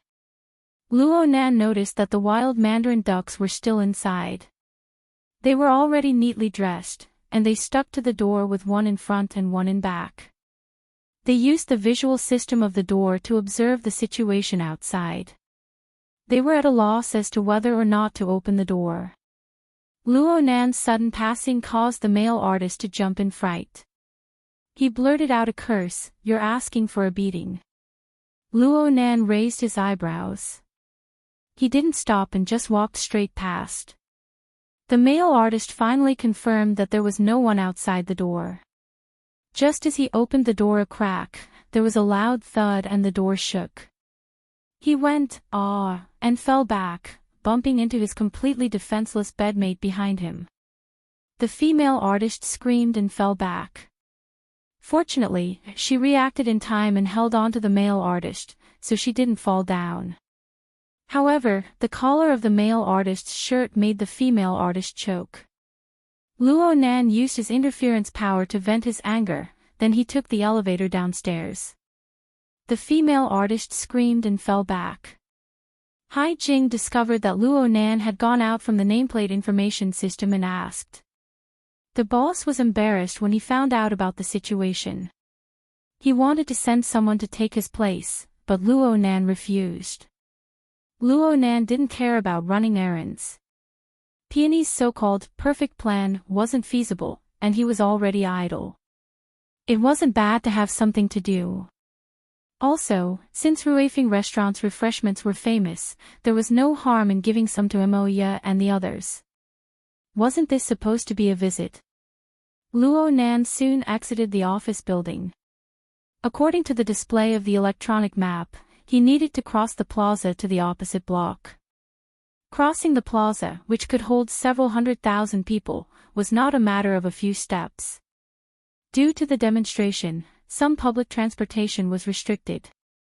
He had to either ride a bicycle or rely on his two legs. In short, it was physically exhausting work. Bicycle, leg, single leg, car. Forget it. Let's just ride a bicycle. Luo Nan turned off the electronic map. Before this, he had already locked onto the location of the legendary Ruifing restaurant through his mental senses. Right now, he wasn't afraid of walking the wrong way even if he closed his eyes. Luo Nan rode his bicycle across the plaza. Right now, the municipal plaza could be considered to be a sea of people. The bicycle needed to take many detours before it could find the specially opened evacuation tunnel. The bicycle could travel relatively smoothly. Luo Nan's wristband vibrated continuously. It was a screenshot of the order sent by the BHD group. 1, 2, 3, 4. Oh, the fourth ring wasn't from the wristband. It came from the connection between Luo Nan and Ink on the mental plane. The source came from Peony, who was still wandering halfway. How's the progress? If you want to do this sort of plan again, then find someone better. Luo Nan roughly observed the situation around the municipal plaza. The living starry sky was becoming more and more crowded. It was like a river overflowing under a torrential rain. Millions and millions of stars flowed endlessly, refreshing at every moment. If Luo Nan wanted to search for ability users, mutants, or even darksider species like the Wraith sign, Luo Nan would not be afraid. But if he wanted to search for Phase 2 infected. Phase 2. You want to search for Phase 2? Peony was surprised for once. What's wrong? Right now it's estimated to be Phase 2. Of course I want to search for Phase 2 and be vigilant against Phase 3. Peony interrupted his words. Mr. Partner, you have obsessive-compulsive disorder, right? Cough. That's because I lack common sense. Right now in the world, there are no methods outside of the laboratory that can effectively determine the existence of Phase 2 infected. Especially in this sort of environment. I believe this is the most basic of common sense. You're not going to search for Phase 2. Of course. Phase 1 is the source of infection for mutants. Phase 3 is the target for primary mutants. These are the targets of search that have actual meaning. I know that Phase 2 infected people have more value in management, but that's only in theory. It doesn't have any actual meaning. Perhaps only people with severe obsessive-compulsive disorder would consider things from this angle. Luo Nan was certain that if Peony stood in front of him, he would accelerate at full speed and crash into her. Several seconds later, Peony sent him a low chuckle. Mr. Partner, are you angry? Luo Nan ignored her. I'm sorry. Maybe I haven't completely sobered up, or maybe I'm on my period. I don't really pay attention to what I say. You should already be in the plaza right now. Do you want to meet up with me? I've always been quite curious about a partner like you. Luo Nan's eyebrows jumped. He instinctively looked all around, believing that Peony had discovered him. He only reacted half a second later. She was still walking leisurely on the road right now, and Ink was her best informant. But on the other hand, Luo Nan had displayed a degree of familiarity with the current situation of the plaza because Ink was together with her. This made Peony make a judgment that matched the facts. Did he give himself away? Luo Nan hesitated for a moment. He wasn't interested in maintaining a sense of mystery, but Her Majesty Empress Wu must have had her reasons for arranging this pattern. There was no need to complicate matters. So he refused. He put on a little act in passing. Compared to my eyes, your plan is more meaningful. Fine. In any case, someone is treating me to lunch. Even though I might not go. Then we'll contact each other again in the afternoon.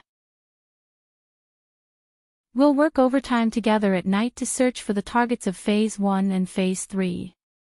Peony intentionally emphasized these two words. Luo Nan's lips twitched. Okay. If you discover anything during this time, you can notify me. I'm always online. There was nothing else to do after this. Luo Nan rode his bicycle and locked onto Ruifeng Building. He left in a hurry and returned in a hurry. When he really rode over, he knew that this journey would not be easy.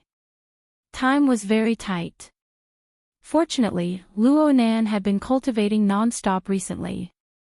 Coupled with the feedback from his soul strength under the coupling relationship, his physical strength surpassed the limits of an ordinary person. He was able to smoothly make a round trip within 20 minutes. Luo Nan returned to the office building. The takeout ordered by the BHD group had arrived one after another. The last delivery boy arrived around the same time as Luo Nan. Luo Nan was near the service desk. He checked the orders one by one to confirm that everything was complete. Then he encountered a new problem. As a temporary delivery boy, Luo Nan was running 5 or 6 orders at the same time, but he only had one pair of hands. The amount of food for so many people and the reality of the separate packaging made it impossible for Luo Nan to use conventional methods to move this pile of things up in one go. Luo Nan looked at the pile of beautifully packaged food boxes on the ground, and he was puzzled despite much thought. It didn't make sense. No matter how gluttonous a group of girls were, they shouldn't have gone to this extent. Did they still need to manage their bodies? Luo Nan checked the order information they sent over once more, but he didn't discover any problems. Oh, wait a moment. There was another message besides the order. The sender of the message was Clara. Luo Nan gave a cursory glance and laughed bitterly. The sound of lithe footsteps drew near at this time. A woman's voice whispered, "Mr. Luo, let me help." Luo Nan turned his head and saw Yuqin greeting him 3 steps away from him. Their gazes met, and Yuqin bowed slightly. She wore a moon-white long sweater that reached her knees. She paired it with a polka-dot blouse and a high-waisted skirt. She walked with a light and familiar style. It was fortunate that her temperament was able to hold it up. In the end, she still came downstairs to greet him. This sort of attitude concealed her natural intelligence and sharpness. She concealed it over and over again. She was extremely cautious and conservative. Luo Nan knew what Yuqin was thinking, and Yuqin had a corresponding awareness. Perhaps it was a bit difficult for her to grasp the right amount of heat, so she simply did things a bit more extreme. What she sought was a state of, "No one will blame you for being too polite." Such a smart and calm young girl had really been implicated by her stupid older brother. But then again, Luo Nan couldn't figure it out. Could it be that in the eyes of others, he really was a big boss who would seek revenge for the smallest grievance, a big boss who would annihilate an entire family? Luo Nan sighed, "It's good that you came. Help keep an eye out for a bit. I'll go find a luggage cart or something." Only now did Yuqin truly count the number of food boxes stacked under Luo Nan's feet. She was a bit shocked, this many. It seems like Clara ordered lunch for the seniors in the same building.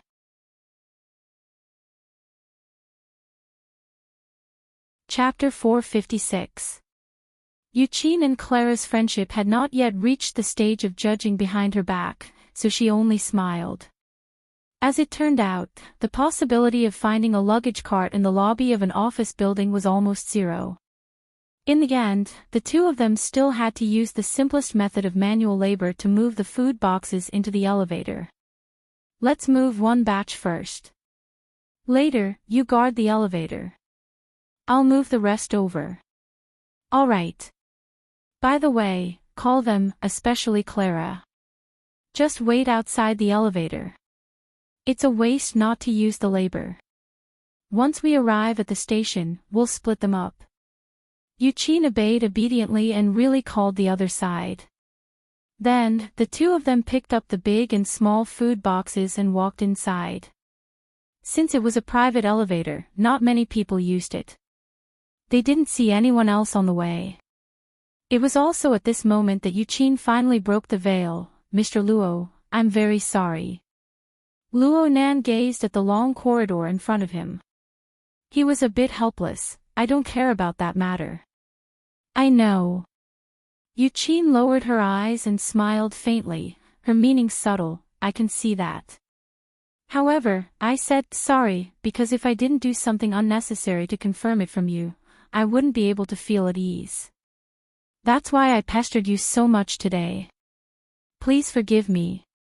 Only then did Luo Nan shoot her a glance. He nodded and said, it's fine. Before Eugene could say anything else, the elevator in front of them opened and a middle-aged man hurried out. He was dressed in formal attire, and the style was quite similar to that of Hai Jing. He took off the nameplate on his chest as he walked. Luo Nan's eyes were sharp. He saw that it was the pass to Mingtang Culture's floor. As they walked past each other, the man glanced at him. His wristband rang at that moment. He quickly answered the call and answered, yes, I'm Xiao Xia. It's on the first floor of the Tonghui building.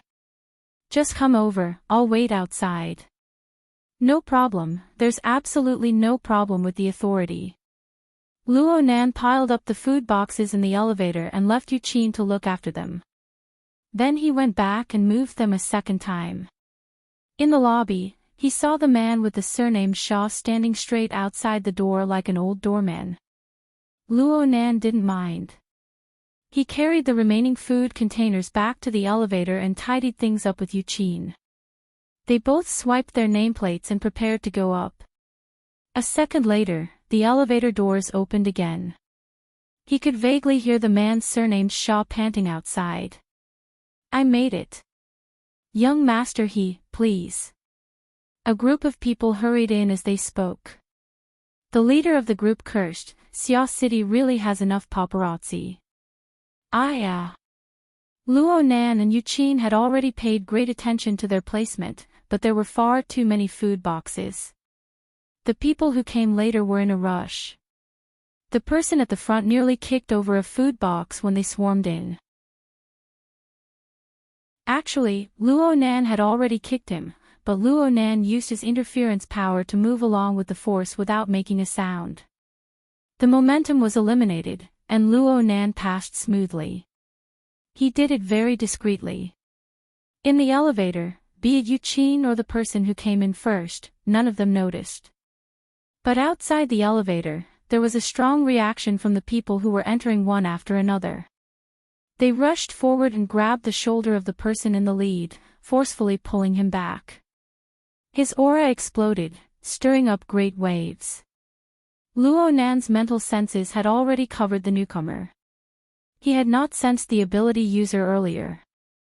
However, in that instant, the person who had reacted first had actually leaped from an extremely ordinary state to at least C+. His explosive power was astonishing, and his ability to conceal his aura was even more impressive. Luo Nan's relaxed mind suddenly went taut. He locked onto the most threatening target in the first instance. He subconsciously extended his arm to block Eugene behind him. But the scene suddenly changed in the next moment. Someone shouted, "Young Master He," and rushed up in a hurry. It was the person with the surname Shaw, who was suspected to be an employee of Mingtang Culture. The weather was obviously cold, but this person's face was covered in a layer of sweat. The sweat moistened his dry and loose cheeks. His face seemed to glow faintly, and he was especially excited. What's going on? The elevator is broken. Ha! The person with the surname Shaw saw Luo Nan and Eugene in the exclusive elevator. There were food boxes of all sizes by their feet. He was stunned, but soon he said angrily, "What's going on with you guys? This is an exclusive elevator assigned to our company. Non-authorized personnel are not allowed to enter." Luo Nan didn't pay attention to him. He just cautiously scanned everyone outside the elevator. He saw two familiar faces in a row, and it was inevitable that he was a bit surprised. At the same time, the most threatening person should have recognized him. His solemn expression loosened a bit. He bowed slightly, an apology for his overreaction just now. "Mr. Luo, what's the situation?" Chinikuan, who was outside the building, communicated through the hexier. His tone was nervous. The instantaneous explosion of the aura just now had appeared on the security team's monitoring equipment. It was truly a stone that stirred up 1,000 ripples. To put it bluntly, it was a complete mess. "It's a misunderstanding." "It's nothing," Luo Nan privately replied to Chinikuan. He found it a bit funny. In the end, was it a large-scale event to attract people? Or were the people of Xia City evil? Today's acquaintances were jumping out one by one. It was impossible to stop them. Luo Nan took care of both sides at the same time. It was inevitable that he would overlook the least important person. He didn't open his mouth, but Eugene stepped forward and spoke in a soft voice. "We followed Director Wu's instructions to go to Ruifeng building to get some refreshments for Sister Weiwei. You know, it's not convenient for Assistant Meng to leave right now." This reason was sufficient. The person with the surname Shaw seemed to believe it. "You guys are from Mingtang culture. Where's the nameplate?" Director Wu had arranged for Luo Nan to remove his nameplate before leaving to avoid running into paparazzi reporters. Luo Nan forgot to hang his nameplate on his chest after entering the elevator and swiping his nameplate. He stuffed it back into his pocket. Most of Eugene's body was blocked behind him, so this person probably didn't see it. The other person's words were quite reasonable. Luo Nan took out his nameplate and spread it out in his palm, displaying it for the other person to see. The person with the surname Shaw simply took the nameplate and blinked. His contact lenses scanned the nameplate, and the relevant information was read out. "Authorized by Hai Jing." "Ha! And yours?" Eugene copied Luo Nan and handed over her nameplate. The person with the surname Shaw received it and confirmed it once more before nodding. It looked like he approved of it. He even revealed a smile on his face. "So you guys were brought by Hai Jing. Since you guys are Hai Jing's subordinates, have you never asked who their department head is?" There was such a thing. Luo Nan was just about to explain when he heard a loud bang. This Director Shaw smashed the side wall of the elevator with force. "Which family do you guys belong to? You came in through crooked means. Mountain Creek or BHD? Speak." Luo Nan knew that things were bad when Manager Shaw's expression suddenly changed. The two of them had indeed gone through the back door. They could accept being reprimanded. But Director Shaw's words clearly put a label on Hai Jing. The meaning behind it was quite deep. Luo Nan frowned. The two acquaintances outside the elevator were watching with cold eyes. He didn't want to engage in a meaningless conflict and make a fool of himself, so he said, "We really were upstairs helping out. Every single bastard says the same thing. Then they do whatever they want to do." Director Shaw sneered. "Director Wu has a myriad of problems to deal with every day. He only recognizes nameplates and not people. It's not strange that you guys have Hai Jing supporting you from behind. Everyone knows that Sister Wei has the habit of having morning and afternoon tea. But don't tell me you guys bought all of this for Sister Wei. Okay, you guys don't need to say anything. I'll have Hai Jing explain things to Director Wu." Director Shaw quickly blinked twice and took a picture of Luo Nan and Eugene. He raised his chin. "Leave Sister Wei's tea and snacks behind. Take the rest out.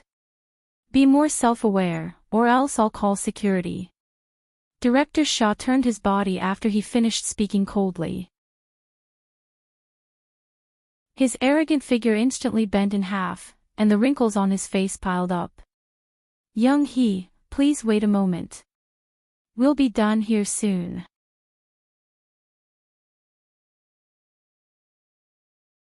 Chapter 457. No matter what, Eugene was born into a wealthy family. Even though she was submissive to Luo Nan, she was extremely arrogant in her bones. Director Shaw was a department head of a management company, yet he was arrogant and bossy. He even spat out the words, "Get lost." How could she endure this? Show some respect. Miss. Do you think it would be more respectful to let the security guards come and drag you away? Director Shaw looked at Eugene's clothes. Most of them were fashionable items, and her matching was quite good. He knew that this woman's family was quite well off. Normally, he wouldn't have directly shed all pretense of cordiality. But right now he was backed by the young master of the He family. In a few days, he would be like a fish leaping into a dragon. What was there to be afraid of? Director Shaw held a breath of heroism as he stood in front of the elevator door. He felt more and more at ease. He didn't waste words and directly called for the building's security guards. He finished calling and saw that Luo Nan and Eugene had no intention of coming out. He wasn't in a hurry. He reached out and pointed at the two. Shameless, huh? Fine. You guys stay here. Director Shaw directly confiscated their nameplates and used his authority to lock down the elevator. Only then did he turn around and smile once more. Apologies, young He. I wasn't strict enough with my subordinates. I've made a fool out of myself. There's no reason to reason with these idle-chasing kids. I'll deal with the relevant personnel of the company severely later. Young He, don't let them ruin your mood. I'll have the property management open up a backup elevator. It won't take much time. Young He chuckled outside the elevator. It's fine. Director Shaw handled things well. You've thought things through very thoroughly. It's my duty. It's my duty. Young He, this way please. Director Shaw relaxed completely when he saw that Young He didn't blame him. He twisted his face and gave Luo Nan and Eugene a cold glance. He was about to walk out of the elevator when he remembered something. Give me Sister Wei's refreshments. He wanted to be bold and confident, but Luo Nan and Eugene were disinclined to pay attention to him. Director Shaw saw that the security guards had already come over from the other end of the corridor. He was even more fearless. He simply did it himself. He lowered his head and searched through the food boxes on the floor. He had seen the refreshments and food boxes of Ruifeng building before. According to his thoughts, there was only one such high-end custom-made food box in the elevator. He could just take it away if he found it. He believed that this young couple wouldn't dare to snatch it. But when he cast his gaze over, Director Shaw was stunned. 1, 2, 3. 3 maroon food boxes specially made by Ruifeng restaurant were neatly arranged at the innermost end of the elevator. The original wood material and the 3-story pavilion's design were exactly the same as the Eastern classical artwork.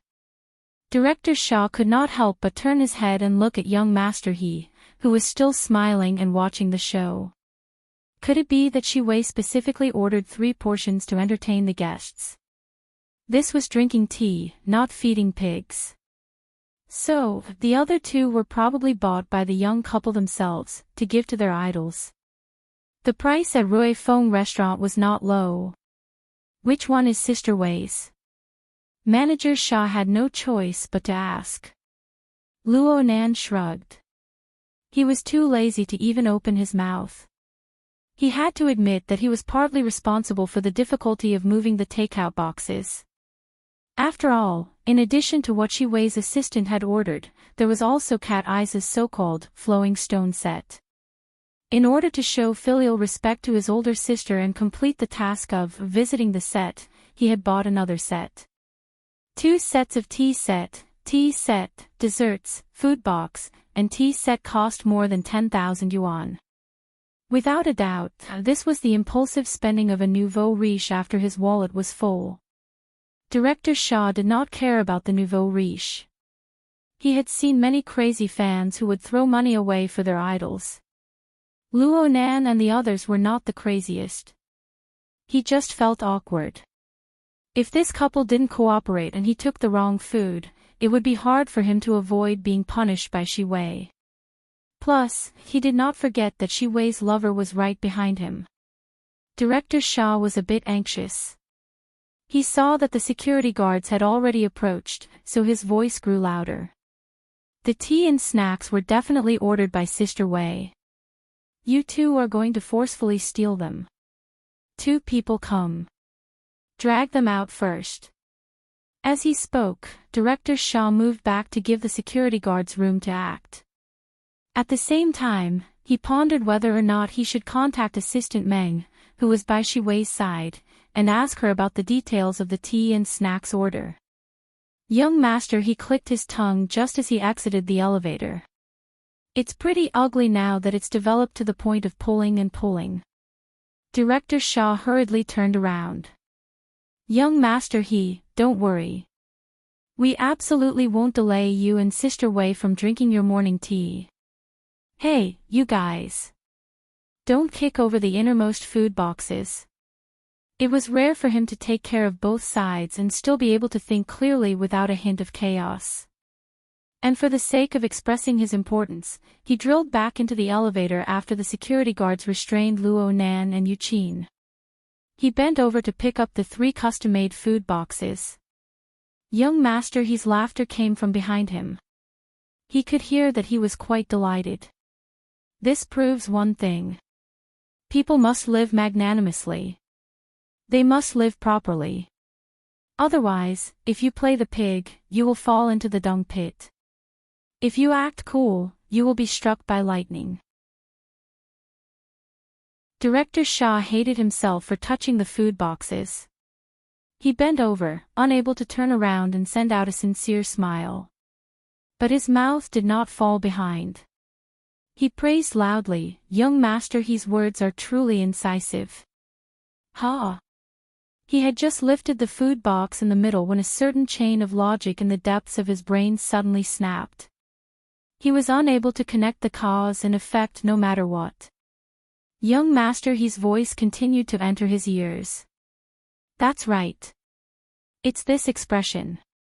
Wait for me to record it and save it as evidence. Boss Luo, you chased stars behind my sister's back and hooked up with little girls. This is retribution. You must be bored. The cold and indifferent voice came from the young bastard. Director Shaw ignored this sentence. The information in front of him really made him a bit dumbfounded. Sister. What sister? Director Shaw maintained his bent posture and froze on the spot. However, his thoughts were like a kite that had lost its string. It spun crazily in the vortex and could not find its direction at all. In this chaotic state, Director Shaw vaguely knew that the security guard he had called had retreated. Young master, his bodyguards, and followers, who had exited the elevator earlier, had rushed in again. Due to the existence of the food box, the place to step was relatively tight. People were squeezed and people were pushed against each other. Director Shaw bent over, so the area he occupied was a little large. Someone knocked on his spine twice. It was young master. Stand up straight. Don't get in the way. Oh my God, I'm going to collapse. Director Shaw did not know how his spine, which was as soft as noodles, was supported. When he straightened his body, he saw young master smiling as he put his arm around the shoulder of the bastard fan. The latter was pushing him away with a cold expression. Young master was not annoyed at all. On the contrary, he laughed out loud. Don't mind me, don't mind me. I'm flattered that you brought tea and snacks for our Xiaowei. In the future, I will absolutely not create any obstruction between you and my sister. That's good enough, right? Such intimate words and body language made Director Shaw's face turn into a bewitching neon rainbow in the red light district. It was ever-changing. In the end, it was completely cut off and turned into a patch of black ash. When things reached an extreme, they would move in the opposite direction. At this moment, years of social instincts dominated everything. Director Shaw's face suddenly burst into a smile. Sorry. This. His instincts were still flawed. Director Shaw's mind suddenly went blank. He had forgotten the surname of this most important person. He Donglu kindly reminded him, call him Boss Luo. Don't look at his tender face. He's a ruthless character who can order my sister around. Hey, stop squeezing. Otherwise, if only one of us goes down, we won't be able to live. In an instant, almost everyone's gaze fell on Director Shaw's face. I don't want to live. I don't want to live.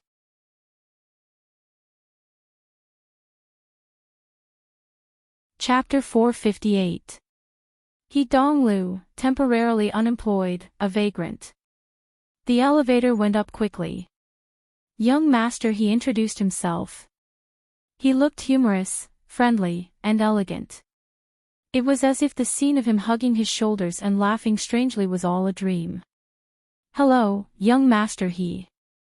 Yuqin extended her hand and lightly shook He Donglu's hand. Luo Nan gave a simple introduction according to etiquette, Yuqin. Classmate. Actually, the relationship was a bit more complicated, but Luo Nan was disinclined to explain it to He Donglu. Hello, classmate. You have unlimited possibilities. He Donglu recovered his mischievous demeanor. However, he stopped there and didn't continue teasing. Didn't he step forward just now to control the situation? He absolutely couldn't let the dangerous person in front of him fly into a rage out of humiliation. Since they had appeared here, there was a high chance that they would continue to cross paths. He was here to amuse himself. There was no need for him to put himself in danger. Oh, and don't clash with the target. At this time, Yuqin's bracelet vibrated. It was Bai Yu and the others, who were anxiously waiting at the elevator, making a phone call. Yuqin didn't mention the conflict downstairs. She simply said a few words and hung up. He Donglu swept his eyes over the rapidly changing numbers on the panel. He said with a smile, many thanks, old bro. You personally brought the takeout. This is a great favor. I'll get Shiwei to toast you a few more cups later. If she has any good friends, I'll introduce them to you first. Luo Nan responded in a lukewarm tone, it was just in passing. No need to be polite. Though Luo Nan said this, he still gave He Donglu a few more glances. After all, it was gossip about an A-list celebrity. He had just read it with Bai Yu. Even if Shiwei was an A-lister, she would not have the guts to cheat in front of young Master Kong Tianhe. This was probably the legendary, changing the scene. The atmosphere in the elevator became a lot more natural. He Donglu pointed at the food boxes on the floor and said with a smile, then, old bro, who are you visiting? Look at this amount, TSK, isn't this too much of a philanthropist? I, your brother, am willing to admit defeat. Luo Nan didn't beat around the bush, my cousin's band is performing tonight. There are also a few new friends I've made. He Donglu was very surprised. Then I really have to support you. Her band is Shan Shi, she just signed a contract with Ming Tang. She's not that famous. He Donglu's brows jumped. Just signed. At this time, Luo Nan's gaze was focused. Is there something wrong? Brother, it seems like your sensitivity is not high enough. Don't you know which company owns Mingtang Culture? He Donglu didn't intentionally leave him hanging. He quickly answered his own question, the Ancient Castle Financial Group, the Blood Flame Order. He purposely lowered his voice when he said the last word, creating a perfect atmosphere. Ding dong. The elevator reached the 56th floor. The atmosphere lightened a bit, but He Donglu was able to see Luo Nan's tightly furrowed brows as he wished. He spread his hands. So you understand. Speaking of which box is she weighs? I'll just bring it over. The middle. Luo Nan responded subconsciously. Aha, thanks a lot. Speaking of which, He Donglu was quite ostentatious. Apart from the old driver bodyguard that Wang Yao had seen in Ocean Sky Cloud City, there were still 5 or 6 attendants. Naturally, there were people taking his place at this time. The elevator door opened, and He Donglu walked out with a beaming smile. In the next moment, his eyes lit up. Hey. Didn't I say that Mingtang's resources aren't bad? You guys are that long-legged good-looking group. What's your name again? All the members of BHD were gathered outside the lift. Originally, he was waiting for his family's pastries and snacks. Who would have thought that when the elevator opened, a playboy would come out? They couldn't help but be a bit stupefied. Luckily, the housekeeper, Shui Yuan, was well trained. She counted to 3, then the 3 sisters bowed at the same time with a smile. Hello, we are BHD. He Donglu chuckled. His playboy temperament flared up. He instinctively reached out his hand, wanting to touch the face of Clara, the most good-looking of them all.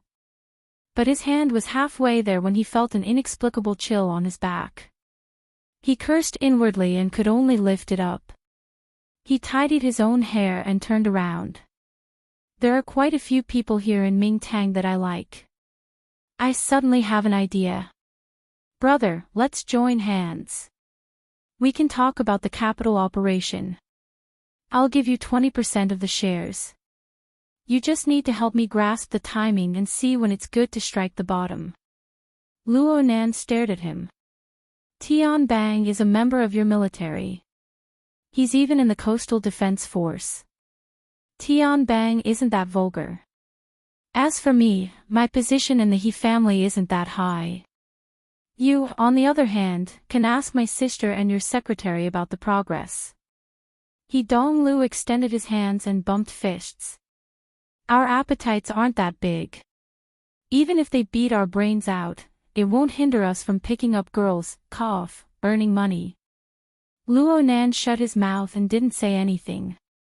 He didn't feel like continuing this topic. He Donglu shrugged his shoulders and turned around very straightforwardly. Thank you again. Come back and have some tea later. At that moment, he led a group of bodyguards and followers and swaggered away. Luo Nan stared at Luo Nan's back. He felt that Luo Nan seemed to be close to him, but Luo Nan's mouth was full of lies. Luo Nan was filled with dissatisfaction towards Luo Nan. This was very normal. With He Donglu's family background, there was absolutely no need for him to stick his face to an ability user. Not to mention that night at Ocean Sky Cloud City, when this person was being domineering, when he was forcefully suppressed by He Yuan. Kitty. Any man would feel aggrieved after such an experience. Wouldn't it be a joke if they became the worst friend the second time they met? He Donglu seemed to have noticed Luo Nan's line of sight. He turned his head and waved at Luo Nan before he turned the corner. His smile was brilliant. After entering the passageway corridor, He Donglu's smile didn't change. He pressed the secret communication button on his wristband to talk to the bodyguard beside him. Speaking of which, how about me and that kid's older sister go for a while? It should be easy to play rock and roll. What's this called? Courtesy demands reciprocity. Don't you learn this from my sister? The bodyguard didn't want to get involved in this topic, but out of professional considerations, he still responded, right now he has a security team by his side. We have people in there. Holy crap.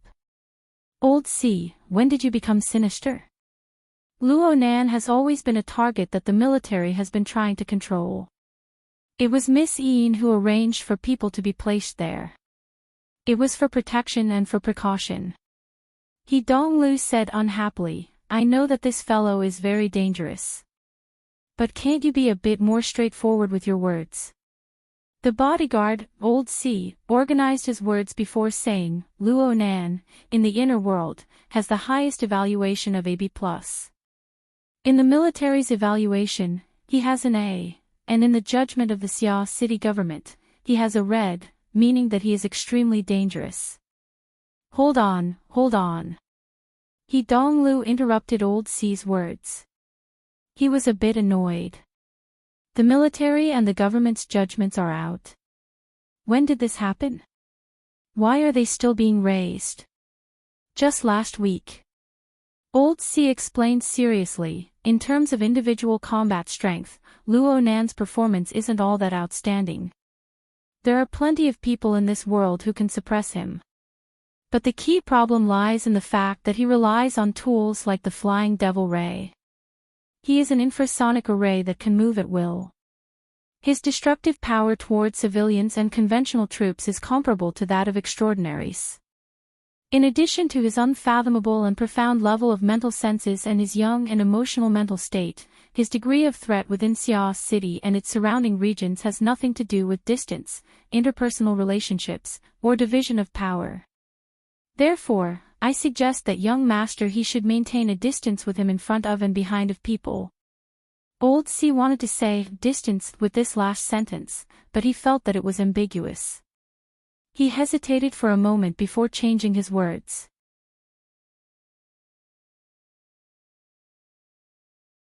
Chapter 459. Discretion. Old C's words had more or less bruised He Donglo's self-esteem. He grinned. Isn't he relying on that devil ray? How about this? I'll buy it and take it home to steam and braise it. Of course, these were words spoken out of anger. However, Old C's reply gave him another blow. The Xia City branch has already purchased that Flying Devil Ray last week. It's just that it's being nurtured there. This is an important reason why the city government and the general staff have updated their judgment. Motherf *Ker. Leaving it there is disgusting. He Donglu sucked in a breath of cold air. He knew very well that the Xia City branch was fishing in this manner. They were fishing specifically for big fish like him, who harbored evil intentions. As for purchasing it in advance, it was even more reasonable. Of course the Xia City branch was happy to see a threatening and intimidating existence comparable to an extraordinary. Especially since Luo Nan was still so young, easy to control, and easy to train. This favor was enough to make the kid shed tears of gratitude for several years. Oh, looking at the time, it just so happens to be after Tian Bang's torment. Humph, using an A-rank dangerous individual to offset the impact of the incident and return to the old balance of power. He Donglu curled his lips. Fully joining the special power of the ability user organization, maintaining the dynamic balance between the military and the capital power, and allowing the entire society to maintain its upward force like a bamboo dragonfly. Isn't this the ideal state of the extraordinary era that my sister wishes for? TCH, if she wants to do politics, then what is she doing outside? No matter what her background is, she is now surnamed He. She is of the blood of the He family. As long as she makes up her mind, she will fight her way through the military. Perhaps the Air Force will be hers in the future. It's better than letting someone else take over. Old C spoke softly, using the extraordinary as the handle, using the military and the capital power as the rotor. Even though the power is meager, it is enough to allow civilization to rise in the sea of stars and stand alone in the universe. What did you say? He Donglu didn't hear it too clearly.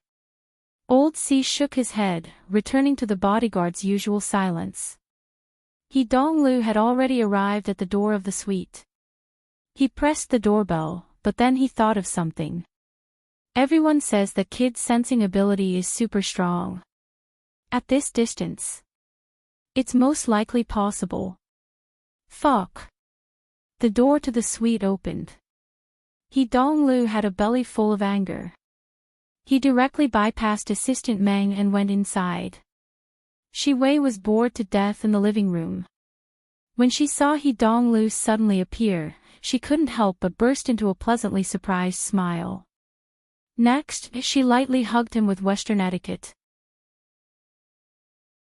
If it were in the past, He Donglu might have directly made his move. But now, when he thought of the pair of incorporeal eyes watching his every move, he couldn't help but feel apprehensive. After a light hug, they separated. Attendant number 1 took advantage of this moment to place the auspicious Abundance Restaurant's custom-made food box on the tea table. He Donglu pursed his lips. I ran into a little demon running errands on the road, so I brought it over for you. These words were meant for someone to hear. His mouth was taking advantage, but He Donglu was actually depressed in his heart. The worst part about dealing with an ability user like Luo Nan was this: as long as the core of Luo Nan's power wasn't truly shaken, then Luo Nan could forget about taking any substantial advantage. Luo Nan would have to risk being killed at any time. Shi Wei kissed him lightly on the corner of his lips. Let's have morning tea together. What do you want to eat? Shark's fin, He Donglu responded expressionlessly. Shi Wei was stunned. He Donglu couldn't help but sigh in despair when he thought about the sudden change in the program he was currently arranging. He patted Shi Wei's slender waist and sat down on the sofa. He closed his eyes and rested. Shi Wei was an A-list female star in the outside world. She had countless fans, but in front of a young master like He Donglu, she still very consciously put herself in the position of a canary. She obediently opened the food box, preparing to brew tea to receive He Donglu. Attendant number 1 took the opportunity to take credit for his performance. Young Master He, I'm going to go connect with old Shah and organize the information.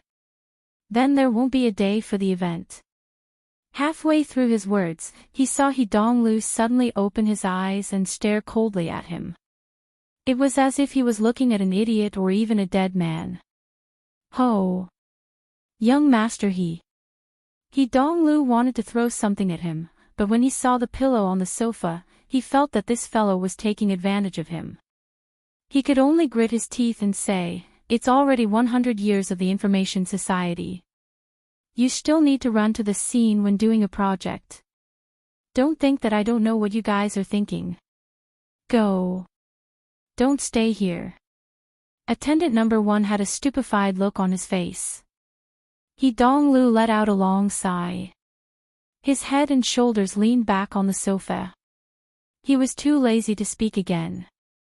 This was another reason why he hated ability users. They completely exceeded the limits of a normal person's thinking. As long as they were willing, perhaps there were no secrets in this world to speak of. At this time, He Donglu looked at his attendants and felt vexed.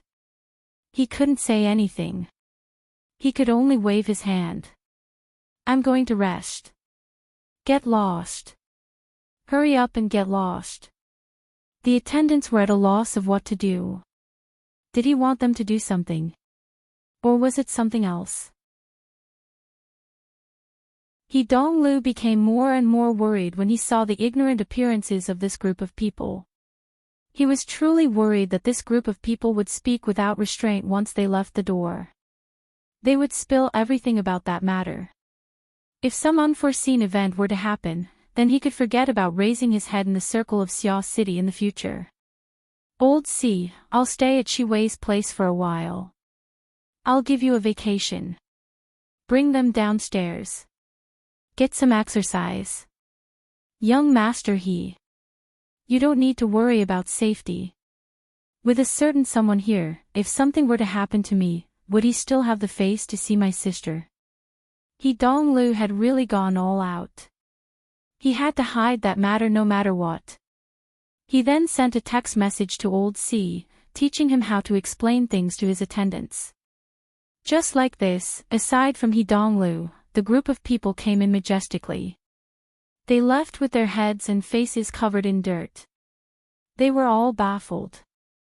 They turned out of the passageway and just happened to bump into Luo Nan and the long-legged good-looking guy. They were carrying food containers and were just entering room 5621. Normally, the group of attendants would certainly say a few flowery words, but right now, they were in no mood at all. Don't forget that Old C was still watching silently from the side. Boss Luo, who made He Donglu look at him in a different light, was right in front of him. They were able to be He Donglu's long-term attendants. At the very least, they had the eyesight to keep their mouths shut and speak less. This was the best choice they could make. Old C nodded toward Luo Nan in greeting. The attendants copied him one after another, and the two groups brushed shoulders. Who are these people? Bai Yu had question marks on her head. She saw them come out from the sealed passageway, and behind them was the only luxurious suite on this floor. Her eyes were filled with sparks of gossip. She turned her head and saw that Luo Nan was deep in thought. He didn't respond, so she turned her gaze to her best friend. Sienna, you just came up with them. Yu Qin's elegant eyebrows furrowed slightly. She bit her lower lip, unwittingly biting it until it turned white. If she didn't do this, she wouldn't be able to suppress the trembling that suddenly erupted within her body. The source of the stimulation wasn't He Donglu. It was Luo Nan who was beside her. Her sensitivity in this area far surpassed everyone else present. She was able to more or less guess the answer from the limited information such as He Donglu's surname, the military, and so on. Kong Tianhe. Only now did she discover that her evaluation of Luo Nan's status had actually increased. It was raised to a nearly untouchable level. This made her a bit at a loss as to what to do. Therefore, she didn't hear Bai Yu's question at all. She just walked straight in. Shui Yuan and Clara did the same. Bai Yu still couldn't get an answer. She couldn't help but pat Luo Nan's arm. Why are you all so mysterious? Boss Luo, who in the world was that guy? He had a cheeky smile on his face, and he seemed to be Sister Weiwei's boyfriend. Luo Nan could only chuckle when he saw her expectant gaze, ready to receive some gossip at any time. He carried the two flowing stone-set food boxes into the room, but he had second thoughts. It wasn't good to leave these refreshments for too long. He should go take a look at Imoya's place. He turned around and was about to leave, but Bai Yu had already grabbed the food boxes like a lackey. Boss, Bai Xiaoyu is here to serve you. I don't need you. Luo Nan wanted to take the food boxes from Bai Yu's hands, but this little girl nimbly dodged to the side. She rammed through the door first. Clearly, he wouldn't be able to get a reply from the food boxes if he didn't bring out a sufficient amount of gossip. Cat Eyes, who hadn't left the room this entire time, chuckled twice. But she didn't say anything that would make Luo Nan feel even more embarrassed for the sake of the expensive flowing stone set. Luo Nan shook his head and left the room. Bai Yu stood outside with her head held high and her chest puffed out. She assumed the posture of an orderly soldier. Give it to me. Bai Yu put the food boxes behind her back. She looked like she was dying. I just wanted to ask and satisfy my curiosity. The identity of Sister Weiwei's boyfriend is a huge piece of gossip. Don't worry. I absolutely won't post it on the internet. So if I don't mess around this time, you'll turn around and post it on the internet? Luo Nan discovered that he had underestimated Bai Yu's gossipy nature. He found it harder and harder to spit it out. Just as he was about to say something, the door to room 5621 opened. Yu Qin stood at the door and spoke softly, Boss, do you need help? Don't tell me you can help hold Baiyu down. Luo Nan waved his hand. Go rest. Yu Qin didn't say much. Her gaze lingered on Luo Nan's face for a moment. Then she bowed and retreated behind the door, gently closing it. Baiyu finally saw the subtlety of the relationship between the two when she saw this scene. Xiener has such an arrogant temperament. Why is she so docile and obedient to you? What I mean is... Luo Nan was pondering over how to deal with this little gossip bug when he sensed something. Manager Shaw, whose face could emit neon lights, had already come up in the elevator. She was headed for Shi Wei, but she saw Luo Nan and Baiyu messing around here when she turned the corner. Clearly, she jumped in fright. She hid on the other side of the corner, sneakily observing. Luo Nan's thoughts spun in succession. He combined this with He Donglo's strange behavior and couldn't help but have a few more thoughts. He looked at Baiyu. The words that came out of his mouth had a subtle change. It's because of her family's company. This was an unexpected answer. Baiyu couldn't understand it at all. Luo Nan revealed the truth of the matter. Her brother stole a woman and offended me. He's afraid that the company will go bankrupt, so... Are you serious? Baiyu seemed to be listening to a novel. Luo Nan shrugged. In any case, Yuzheng isn't a smart person, right? Luo Nan felt that it was very interesting to see Baiyu's adorable expression. He suddenly had an impulse and reached out to pat her cheek. Baiyu stood there stupidly. Her eyes swiveled a few times before she suddenly cried out, Manager Shaw. Her voice lingered in the air as she slammed into the door with the food box in hand. She was like a scurrying little rabbit.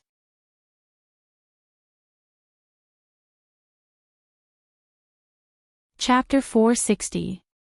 Baiyu rushed through the door and nearly bumped into Clara. What stopped them were the two large food boxes in front of them.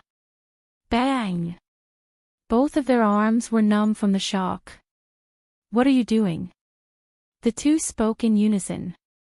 Clara switched the hand holding the food boxes and gently flipped her hair. I can't let the seniors wait too long. I'm going to deliver the food. Baiyu curled her lips. Seniors? Which seniors are you talking about? Your popularity really makes my heart beat like a drum. Screw you. Why did you come back? Where's Radish Silk? If you bring the Flowing Stone kid back, what will he use to visit? So stupid. Baiyu scolded herself. Her voice dropped an octave in an instant. Butcher. Butcher is outside. Baiyu turned her head as she spoke. She saw that there was no sound outside. Only then did she realize, oh no. That guy must have been caught. Baiyu wanted to open the door and go outside, but she was grabbed by Shui Yuan who rushed up from behind. Then she turned on the security visual system. Within the visual range of the system, the hallway was empty. Not a single figure could be seen. Not a single voice could be heard. Where is he? Maybe he was dragged to the security office. He's not a thief. But... yeah, that's true. Though she said this, Baiyu thought of Luo Nan's fingers slapping his face twice. The warm touch seemed to have lingered for quite some time. Her face was a bit hot, but she couldn't help but worry, would he really not be treated as a thief? I'll go out and check things out. Clara adjusted her breathing and raised her morale. Is that okay? Shui Yuan couldn't make up her mind. She turned to look at the others. Yu Qin, who had been following Luo Nan closely, was in a daze for some reason. Teacher Cat Eyes, who had the highest status here, was drinking tea with a smile. She didn't care about anything else. Shui Yuan seemed to realize something when she saw this scene. There seems to be no problem. Clara didn't care at all. I have a valid reason. Though she said this, she still used the visual system to carefully check the situation outside. Only then did she open the door and go out. Bai wanted to follow, but the image of Luo Nan's finger just now flashed in her mind. After hesitating for a moment, he was already a few steps behind. His courage instantly dropped. He could only stick his head out from the crack of the door and watch Carola pass through many doors until she reached the corner of the corridor, and then stay there. After a while, Clara held the food box and bowed. "Hello, Director Shaw. It's over." After that, Clara, who had turned a corner, had obviously taken a big detour. She was practically sticking close to the base of the wall to escape. It was obvious that Manager Shaw was still there. As for why he was staying there, the answer was very obvious. A few seconds later, Clara sent a message, "Don't come over, the butcher's smile is so scary." Bai immediately replied, "Where is Boss Luo? Face the wall and reflect on your mistakes." After that, there was nothing else. Bai stared blankly at the message for quite some time. In the end, her body felt weak as she leaned her head against the door. She was extremely depressed. "See, my reaction just now was too extreme. Why would I run?" Almost at the same time, Manager Shaw wanted to cry too. Why did I overreact like that? He stuck close to the base of the wall. Otherwise, he wouldn't be able to stand steadily. The smile on his face had long stiffened, but he didn't dare to change. The child in front of him looked to be 15 or 16 years old. He wasn't as tall as him and he didn't have a fierce expression on his face. On the contrary, he looked a little wooden. Yet, he felt an unreasonable amount of pressure. Even if he was up against the big boss of Mingtang culture, he wouldn't be so indecisive. It was Clara's passing by that gave him a chance to catch his breath. Finally, his brain started to work. It was obvious that Boss Luo had a good relationship with the BHD group. Was she his target? According to his many years of experience, when it came to relationships between men and women, a teenager would be confused, thirsty and possessive. Hence, they would be relatively complicated. Apart from those who matured early, most teenagers would be impulsive and wouldn't have a particularly heavy taste. But, to be involved in multiple targets at the same time, if he wasn't a veteran, who else could be? But, he didn't look like one. Was he good at disguising himself? The type that liked to play around with people's feelings. But, the way he flirted with her wasn't like that at all. Manager Shaw felt that he was really in a dilemma. Never in his wildest dreams would he have thought that, with his usual style of doing things, he would be so blind as to offend the son-in-law of Kong Tianhe. Of course, this was just a description. No matter what, Boss Luo was definitely the kind of person he couldn't afford to offend. Since he had done something stupid, he had to make up for it. What could he use to make up for it? He could only use his old profession. As a department manager of an entertainment company, he had many resources that ordinary people were envious of. But compared to a wealthy family like Kong Tianhe, it was a joke. The other party used him for fun. Otherwise, with just a thought, they could turn him into ashes with just a puff of air. Fun was the key word in everything. The best resource he had was none other than the banquet that was going to be organized soon. It was a carnival created by the libertines in the entertainment circle. There were some mysterious elements in it, and it had always been one of the most high-end symbols in the relevant circles. If Boss Luo liked this kind of thing, it would be ideal to do him a favor at little cost. But he still had some rationality left in him. Thousands of people had thousands of faces and thousands of desires. For an old driver who had crisscrossed the entertainment circle, a pool of wine and a forest of meat was what he wanted. But for a beginner who had just stepped into the field of love, he might even feel that it was dirty. There was a high chance that a hasty connection would backfire on one's clever plan before one could fully understand Boss Luo's background. Manager Shaw had already thought things through. He would use Hai Jing, Young He, and many other channels to carefully inquire about Boss Luo. He would make plans after comprehensive consideration. But no matter what, he never thought that a terrible encounter would push him to the edge of the cliff. He watched helplessly as Luo Nan walked over.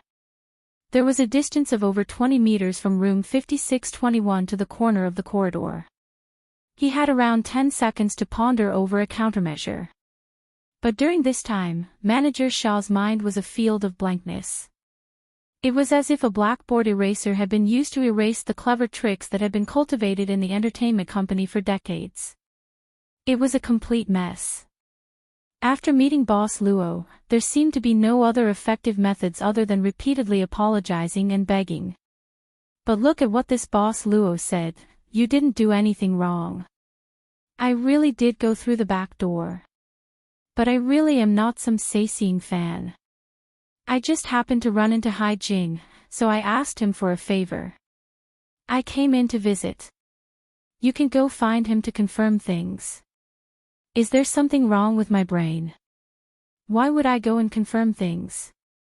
Manager Shaw was 120% sure that he had already offended this Boss Luo to the point of death. Otherwise, why would Boss Luo bother talking to him when he had already flipped the cards? Wasn't Boss Luo enjoying the pleasure of playing with a mouse? Perhaps this seemingly pure and good-natured youth was a psychopath. He had a disguised social personality. Normally, he would bring out this seemingly pure and good-natured personality to socialize with others, but in his heart, he enjoyed the pleasure of toying with the entire society. Yes. It was like this. Right now, the oxygen content in Manager Shaw's brain was no longer enough to support his deeper research and judgment. Grasping onto a seemingly reasonable judgment was like grasping onto a life-saving straw. He didn't consider at all that this was an ideal result that he had pushed all the way with his only high-level resources. It was a low-end application of the high-end functions of the human brain. He was deceiving himself. Please wait a moment. Please wait a moment. Manager Shaw ignored Luo Nan's strange gaze. He operated on his wristband in a flurry. But the more anxious and flustered he was, the easier it was for him to make mistakes. He tossed and turned until he was drenched in sweat, but he didn't succeed. This time, Luo Nan was truly curious. What are you doing? Manager Shaw's operation appeared to be very complicated, and his authority requirements were extremely high. There were a few times where he even had to test his breathing, heartbeat, and so on. It seemed that he was trying to shield himself from abnormal states such as being under duress. Sweat dripped from Manager Shaw's forehead. He wanted to explain, but he couldn't find an entry point for the time being. Right when he was about to die, he suddenly saw Boss Luo turn his head and frown. Whose room is room 5605? What? Oh. Please wait a moment. I'll check. Manager Shaw had a bitter expression on his face. He was just about to switch to the verification interface when a light suddenly flashed in his mind. The relevant memories came back. Lon Lin. It's Lon Lin. The high-quality idol that the company has nurtured for the past 2 years. High-quality idol. Right now, Luo Nan's mental senses had already covered room 5605. He saw this high-quality idol using his skillful and masterful techniques that could be used as teaching material to tease Clara, who had just delivered his takeout. If it wasn't for his companion coming out from the cubicle, Luo Nan would probably be in room 5605, reenacting the teaching video from room 5627. Not even an hour had passed, and the male lead hadn't changed, but the female lead had changed. Moreover, the quality was top-notch. Luo Nan admired him. Your company is really capable of producing people, s. Luo Nan was really worried about Immerse's prospects after signing with Mingtang Culture. Even though the rumors said that all the entertainment companies under the heavens were black-hearted, the feeling of seeing it with one's own eyes was always different. 2 seconds later, Clara escaped from room 5605 in a sorry state. However, the blush on her cheeks proved that she had indeed been teased. This was even more conspicuous on her milky white skin. She was distracted the entire way. She actually forgot that Manager Shaw was blocking her way. Only when she reached the middle of the corridor did she see that there was no longer a large food container. She was truly at a loss on what to do. Luckily, Clara's mental fortitude was a bit stronger than Bayou's. She only froze for half a second before revealing a perfect, sweet smile. She instinctively flipped her blonde hair and greeted Luo Nan with her best female charm. She covered herself by sticking to the wall and slipping away. Luo Nan watched her leave. He was deep in thought. New evidence obtained. Manager Shaw secretly clenched her fists. There was no need to mention the female companion who had delivered the takeout with her. First, there was Bayou. Now, there was Clara. This boss Luo had given her an extraordinary amount of attention. Moreover, he had done it very clearly. How did this disguised personality's acting suddenly become so bad?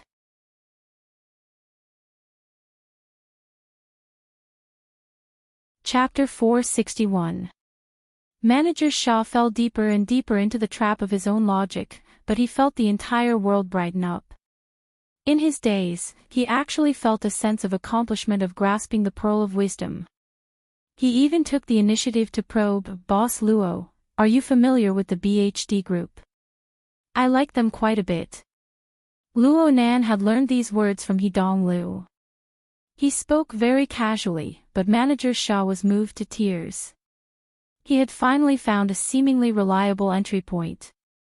With a topic of conversation and a familiar field, Manager Shaw's breathing and heartbeat gradually calmed down. At the same time, he began to do his best. Although this girl group is a bit more experimental in nature, they actually have a lot of potential. Their singing, dancing, and appearance are top-notch among the few batches of people the company has nurtured. The rarest thing is that they have quite a bit of character. They aren't simply selling their public personas. They don't have any particular weaknesses aside from their small number. If they have a character like Boss Luo supporting them in the future, it would be hard for them not to become famous. Luo Nan's gaze returned to Manager Shaw's face. He felt like he was looking at a brothel keeper with a silver tongue. Manager Shaw responded with a humble smile. Or should he say that everything went smoothly? Once he found the right path, even the verification that he couldn't get through would be no problem. Manager Shaw let out a breath of relief, but he raised his mind. This was a gamble. He struggled a few times in his mind, but he finally gritted his teeth and got to the point. "Boss Luo, I had eyes but failed to recognize empty tie. You can scold me if you want. Speaking of which, my position is low and my eye sockets are shallow. I nearly missed out on a character like you. You are a magnanimous person. You will certainly give me a chance to make up for it." Luo Nan looked at him coldly, not saying a word. Manager Shaw summoned up what little courage he had left. He raised his left hand, doing his best to stop it from trembling. A virtual screen lit up, displaying the words "Invitation Privileges." This privilege identification code is an entrance ticket to an event. I know that it's easy for Boss Luo to go to this sort of place, but the channels are different. The resources you enjoy are different as well. Luo Nan didn't immediately take it. He just responded absent-mindedly, "Is this the one Hidong Lu wants to torment?" It had to be said that torment was an excellent word. Manager Shaw nodded incessantly. Luo Nan chuckled, "Your resources are just these before your eyes. I know that BHD is led by Hai Jing. Of course, there's also Mountain Creek." Manager Shaw was a bit surprised. Boss Luo knows Mountain Creek. Yeah, the lead singer and drummer are impressive. The lead singer, Emoya, and the drummer, Shu Yi, were two great beauties. Moreover, they were the domineering type. They were not old, but they were quite philanthropic. Manager Shaw didn't care about anything else. He made promises and the like. No problem at all. Really? Hai Jing is very protective of Shangxi, right? You know that too. Manager Shaw was really excited. To tell you the truth, there will be a major change in the company in the near future. Whether or not Hai Jing can keep its rice bowl is still uncertain. Halfway through his sentence, his heart suddenly stopped. Wait, what am I saying? This boss Luo is obviously related to Hai Jing. He is most likely an acquaintance. Am I crazy? Luo Nan's voice entered her ears during her moment of panic and bewilderment. Is Mrs. Halder really going to withdraw completely? When these words entered his ears, Manager Shaw shuddered again. Not only did this boss Luo know about the financial group behind Mingtang culture, he even called Madame Halder by her name. It must be known that he was a mid-level employee of a subsidiary company.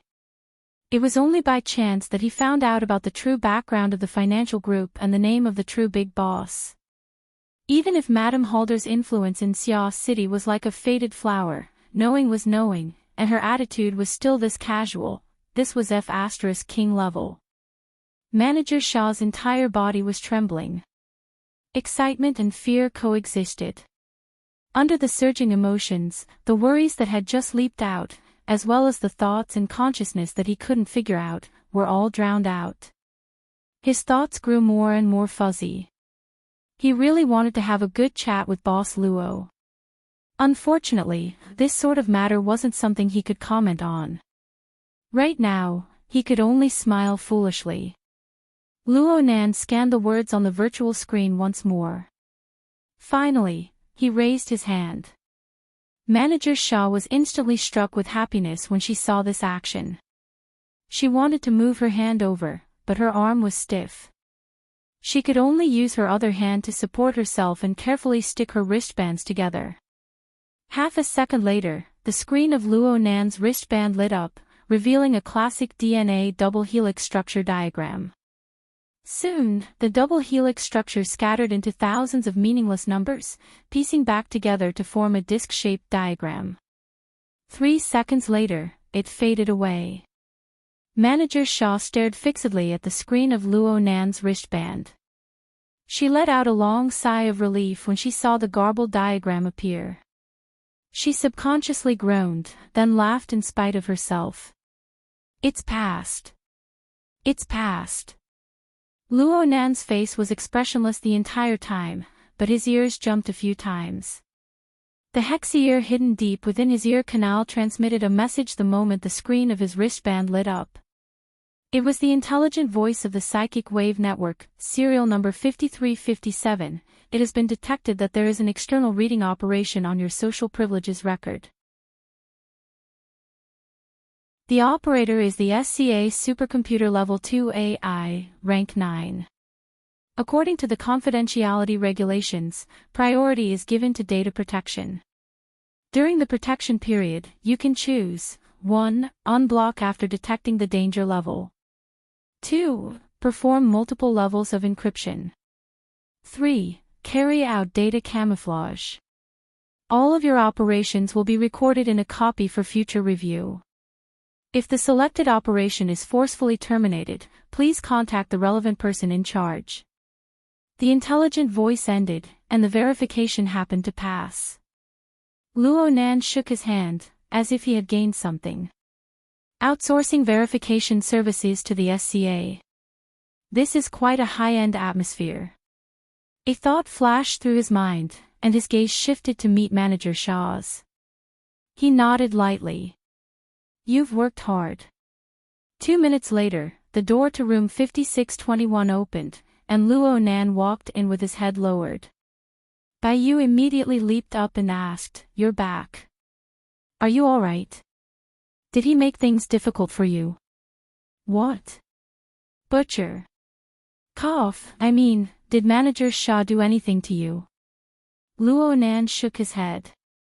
He just wanted to know the ins and outs of the situation. He didn't make things difficult for me, knowing that Brother Haijing brought me in. When the three members of the BHD group heard this reply, their eyes had the expression, "Keep bragging." Bai Yu wanted to ask more questions, but she was pulled back by Shui Yuan. She whispered, "Since it's already in the past, don't get to the bottom of it. There's no harm in asking." Clara pulled her back as well. Men care about their faces. What if we get lectured? No, since we already got lectured, it would hurt our pride to talk about it. Bai Yu turned her head and saw that Luo Nan had returned. He found a corner and sat down.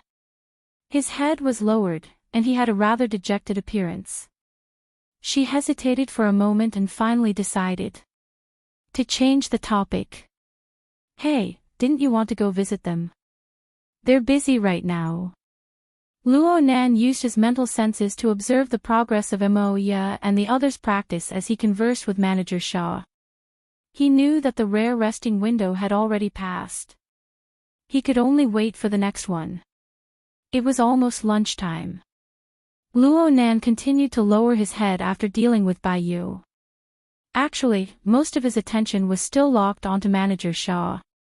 Manager Shaw's life sketch was dim and lightless in comparison within the resplendent living starry sky. Its structure was very simple. It was nothing more than a few lines of starlight. However, if one focused on it and continued to permeate it, one would be able to see a bit more information. In a certain sense, the life sketch was just a window leading to the mysteries of the body and mind of others. One needed to do further observation and the corresponding coding and decoding work in order to obtain more detailed information. The Wraith Sign was an expert in this field. It was a demon that specialized in peeking at the minds and minds of others. Its incomparably powerful instincts were enough for it to do many inconceivable things. In comparison, even though Luo Nan had gone through a period of study and grasped some basic knowledge of the mental side, what he could do was very limited. However, Manager Shaw was an ordinary person. His abilities were overflowing, right? Right now, Manager Shaw was in a bit of a daze. He walked in the hallway, swaying back and forth. He bumped into a few people who greeted him along the way, but they were at a loss. His mental state was quite bad. The mental attack just now interfered with the material plane. It squeezed the outer medial temporal lobe of the hippocampus, and part of the cortex. There shouldn't be any problems with the operation. Papercut said that this method can destroy the target's short-term memory. Could it be that the attack process was too intense and the aftermath damaged the hippocampus? Maybe I should have used interference from the beginning, blocking the nerve signals. Luo Nan slowly pondered over Manager Shaw's current state in conjunction with his life sketch. His goal was very simple. He wanted to obtain more information from this person while preventing others from discovering anything strange, exposing his existence and inclination. Right now, the ones who were more likely to obstruct his goal were undoubtedly He Donglu and his group. Since they were all in this building, Luo Nan reluctantly monitored them for a period of time. Just like right now. The bodyguard Old C, whom he had met once before, had returned. According to his current pace, he could just meet Manager Shaw face to face. Manager Shaw was currently in a dazed mental state. How could he hide from others?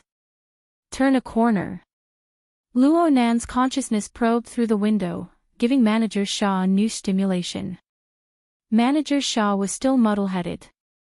He just subconsciously moved his legs, took 2 quick steps, and circled around the corner. The elevator door opened, and Old C walked out. The long corridor was completely empty.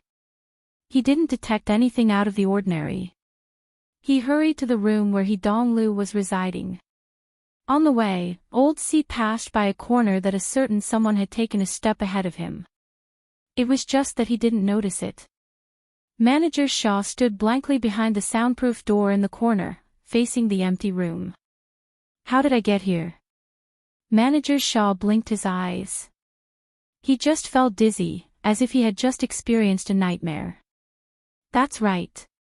He really did experience a nightmare in the elevator. Hey, what happened next? It seemed like it was resolved. Room 5621. Luo Nan's head was still lowered as he looked at his open palm. His naturally slightly curled 5 fingers gently gathered the air, but he seemed to be able to feel some sort of marvelous tension. It was like he was gathering an incorporeal soul. The information that came from Manager Shaw's life sketch was scattered and subtle. It involved consciousness, memories, emotions, and many other most precise and complex functions. And all of this was in the palm of his hand, allowing him to fiddle with it.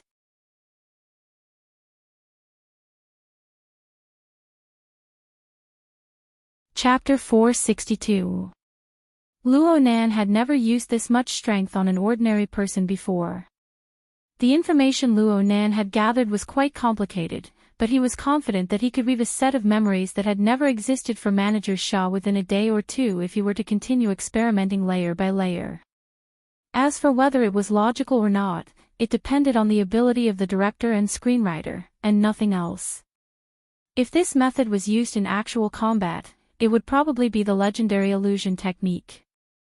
He remembered that he had heard of a similar method in his supplementary lessons. He just didn't know if it would still be effective against an ability user. Aside from Manager Shaw, there was another group of people that Luo Nan was paying attention to. It's He Donglo's attendants A, B, C, D, maybe it's 1, 2, 3, 4. Anyway, the bodyguard didn't look like a bodyguard, and the driver didn't look like a driver. They were dressed very casually and looked like artists. In the end, Luo Nan was able to guess 30 to 50% of what they were here for, combined with Manager Shaw's description. That group of people had already been brought downstairs by Old C, out of the Tonghui building and away from the plaza area.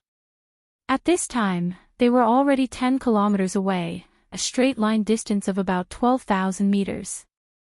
Such a distance had indeed exceeded the radius of Luo Nan's omnidirectional observation of the material plane.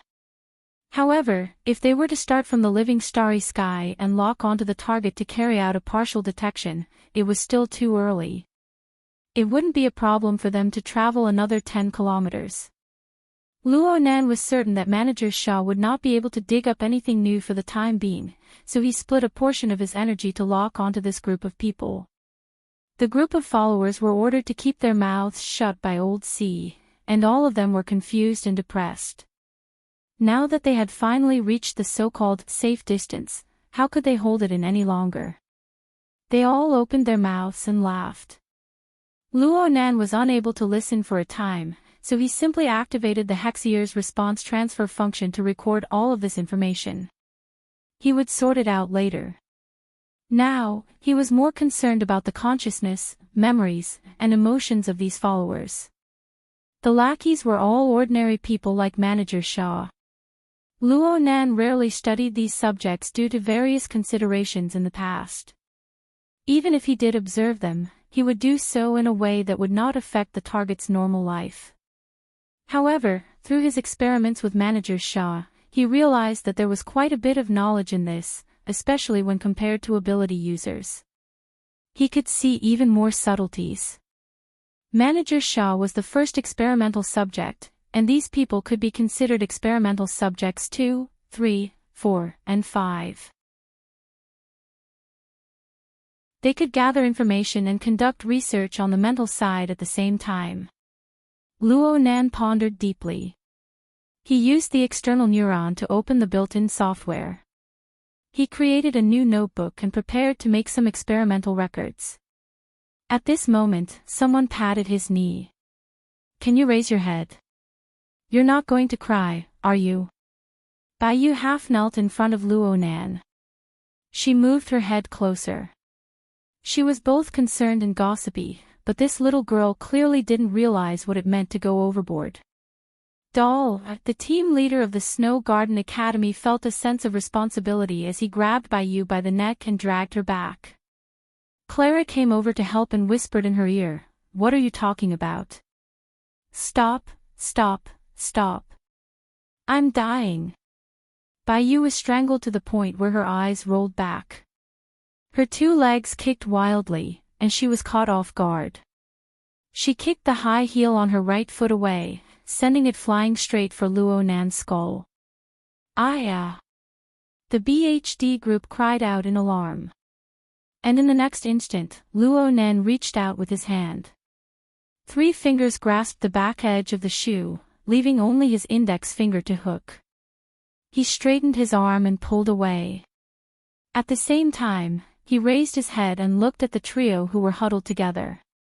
No athlete's foot, right? Impossible. Baiyu's face immediately turned red. She didn't know where she got the strength to break free from her team leader's grip. She hopped over on one foot and snatched the shoe away. But because she used too much strength, she nearly bumped into Luo Nan. She had to use her elbow to support herself against the wall in order to maintain her balance. In this position, if Luo Nan were to straighten his back a bit, his head would likely bump into her rather large chest. And if he were to remain motionless, his gaze would be level, and he would be able to see the snow-white waist exposed by the stretch of her back. There was also the waistline of her vest. Luo Nan felt a bit of envy. He had been cultivating with Gym Master Xiao for a period of time, and he had received the reverse nourishment of soul strength. His body was strong and tenacious, far surpassing that of an ordinary person. However, the internal cultivation technique did not focus on the sculpting of muscles. He had yet to train into a clear line of abdominal muscles. He still looked thin and weak on the surface. Baiyu was young, and her body leaned towards the voluptuous type. Clearly, she had put in quite a bit of effort to train to this degree. Since he was envious, Luo Nan couldn't help but give her a few more glances. His eyesight was good. He could clearly see that a layer of red had already appeared on Baiyu's snow-white belly. Oh, the little girl was shy. Of course, Baiyu knew how awkward her current position was. She put on her shoes in a standard flustered manner and retreated in a sorry state. She nearly sprained her ankle. Fortunately, Shui Yuan caught her from behind. Thoughts of a completely new direction fluctuated intermittently. Beautiful youthful limbs moved closer and farther away. The situation had changed in succession in a short few seconds. Luo Nan could not help but sigh. Baiyu had become extremely sensitive right now. What? What are you sighing for? Shui Yuan and Clara had already given up all hope for Luo Nan to be able to ask such a stupid question. Luo Nan could feel that the little girl had lost her mind from embarrassment and anger. He didn't want to make things difficult for her, so he casually made up a reason. I'm a bit disappointed. I originally wanted to use the credit of running errands to get an autograph from Shi Wei. But in the end, my lunchbox was taken away, and I even ran into that manager Shaw. Baiyu no longer dared to speak. Clara was a bit displeased with Luo Nan's bullying of her sister. She curled her lips and said, "You want an autograph, and you say you're not familiar with the entertainment circle." Luo Nan spread his hands. My cousin is crazy about her. An autograph can be exchanged for at least 2 sumptuous meals. There's no hope now. Clara deliberately teased him. She flicked her hair out of habit and even gave him a coquettish look. We'll sign it to you. But in another 10 years. Pooh pooh pooh. In another year, maybe it'll be worth a lot of money. It won't be a problem to make your brother, and you confused. Really? Are you sure? Cat Eyes, who had been brewing tea in the lounge this entire time, finally came out. She held a bamboo tea tray in one hand and walked straight to Luo Nan's side to sit down. Her movements were quite skillful as she sat down. The tea tray spun horizontally, but the small and exquisite teapot and teacups on it were all stable and proper. Not a single drop of water came out. It was as if she was performing acrobatics. The gazes of the group shifted. Luo Nan was fine, but the BHD trio and Eugene gasped in surprise. Clara was a bit emotional. If I had this level of balance and body control, I would apply to the Auckland Academy of Performing Arts right now. I would be an artist when I graduate. Cat Eyes gently and dexterously put down the tea tray. She shot a glance at them. Don't change the subject. Barbie, since you said that you can make the boss confused, then you guys go prepare and give it a try. The BHD trio were all stupefied.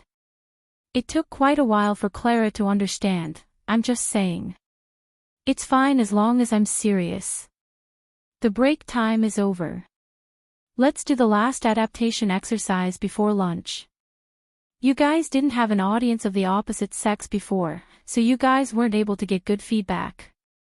But now there's a certain someone here. At least the age matches. He's clearly an entertainment illiterate. It's fine as long as he's a normal man. Cat Eyes turned her head to ask Luo Nan after she finished speaking, "Boss, are you alright? Get lost. Then let's begin." Cat Eyes poured a cup of tea down her throat and sighed in satisfaction. You guys have 1 minute to clean up the area. The BHD trio immediately turned into a chaotic mess.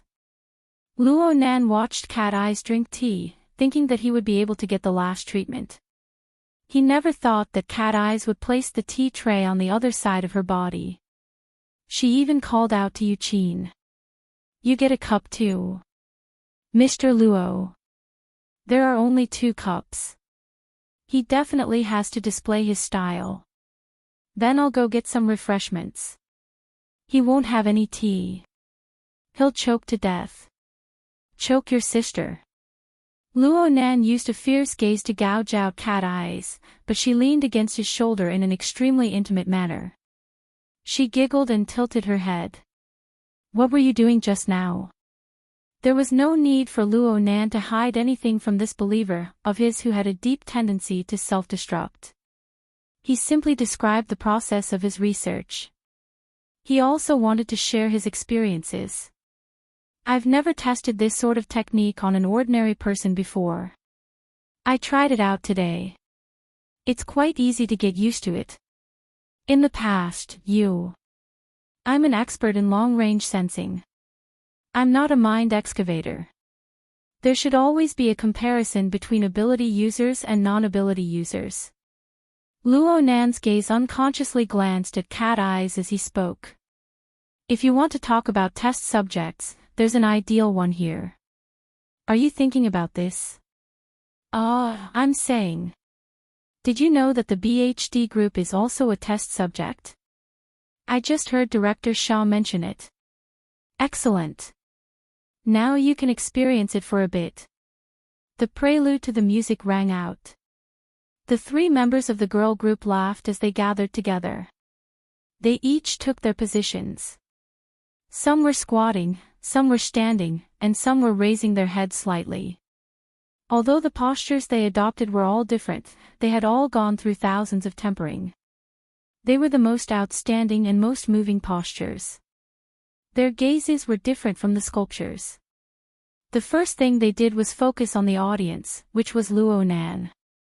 The 3 beautiful and cute girls cast their gazes over at the same time. They hooked their gazes and hooked Luo Nan's soul. Luo Nan's heart thumped. The dynamic dance music had already begun. As the captain, Shui Yuan's singing was very solid. Her enunciation was clear and there was a bit of a metallic sound to it. However, Luo Nan couldn't hear what she was singing clearly. The 3 youthful bodies swaying before his eyes dazzled his eyes. The song and dance of the BHD group didn't have any artistic qualities, but every movement of theirs displayed youthfulness and dynamism. Well, in fact, it just highlighted the beauty and figures of the girls. Only after Luo Nan recovered from these direct impacts did he notice the lyrics, the song, the singing skills, and the characteristics of each member's temperament. Luo Nan really was unable to shift his eyes away. Unknowingly, there was an awkward feeling of dryness spreading throughout his body. The feeling was especially intense in certain areas. Cat Eye's voice cut in at this time. Do you see the problem? Luo Nan wanted to speak, but he was unable to say anything in the end. He could only shake his head awkwardly. Cat Eyes raised an eyebrow, and the topic of conversation changed in an instant. Tsk. You only have one good point. Luo Nan glared at her. He didn't try to conceal it, this is instinct. But I'm not a beast. Ha! Before his voice fell, Cat Eyes clearly blew a breath of air into his ear. The warm, itchy, and numb feeling radiated to his entire head in an instant. What accompanied it was a low and hoarse laughter. If you're worse than a beast, then you're really done for. This was right under the eyes of others. Luo Nan was shocked at first, but then his fury wrapped in restless emotions and burned all the way up. What the hell are you doing? You're tuning into the LoveLore Library YouTube channel. We're so grateful for your support, and don't forget to subscribe to join us on this incredible journey through captivating stories. Your generosity through donations truly makes a world of difference, as it's the primary source of revenue that allows me to expand and enhance this channel for you. Thank you from the bottom of my heart for being a part of this adventure.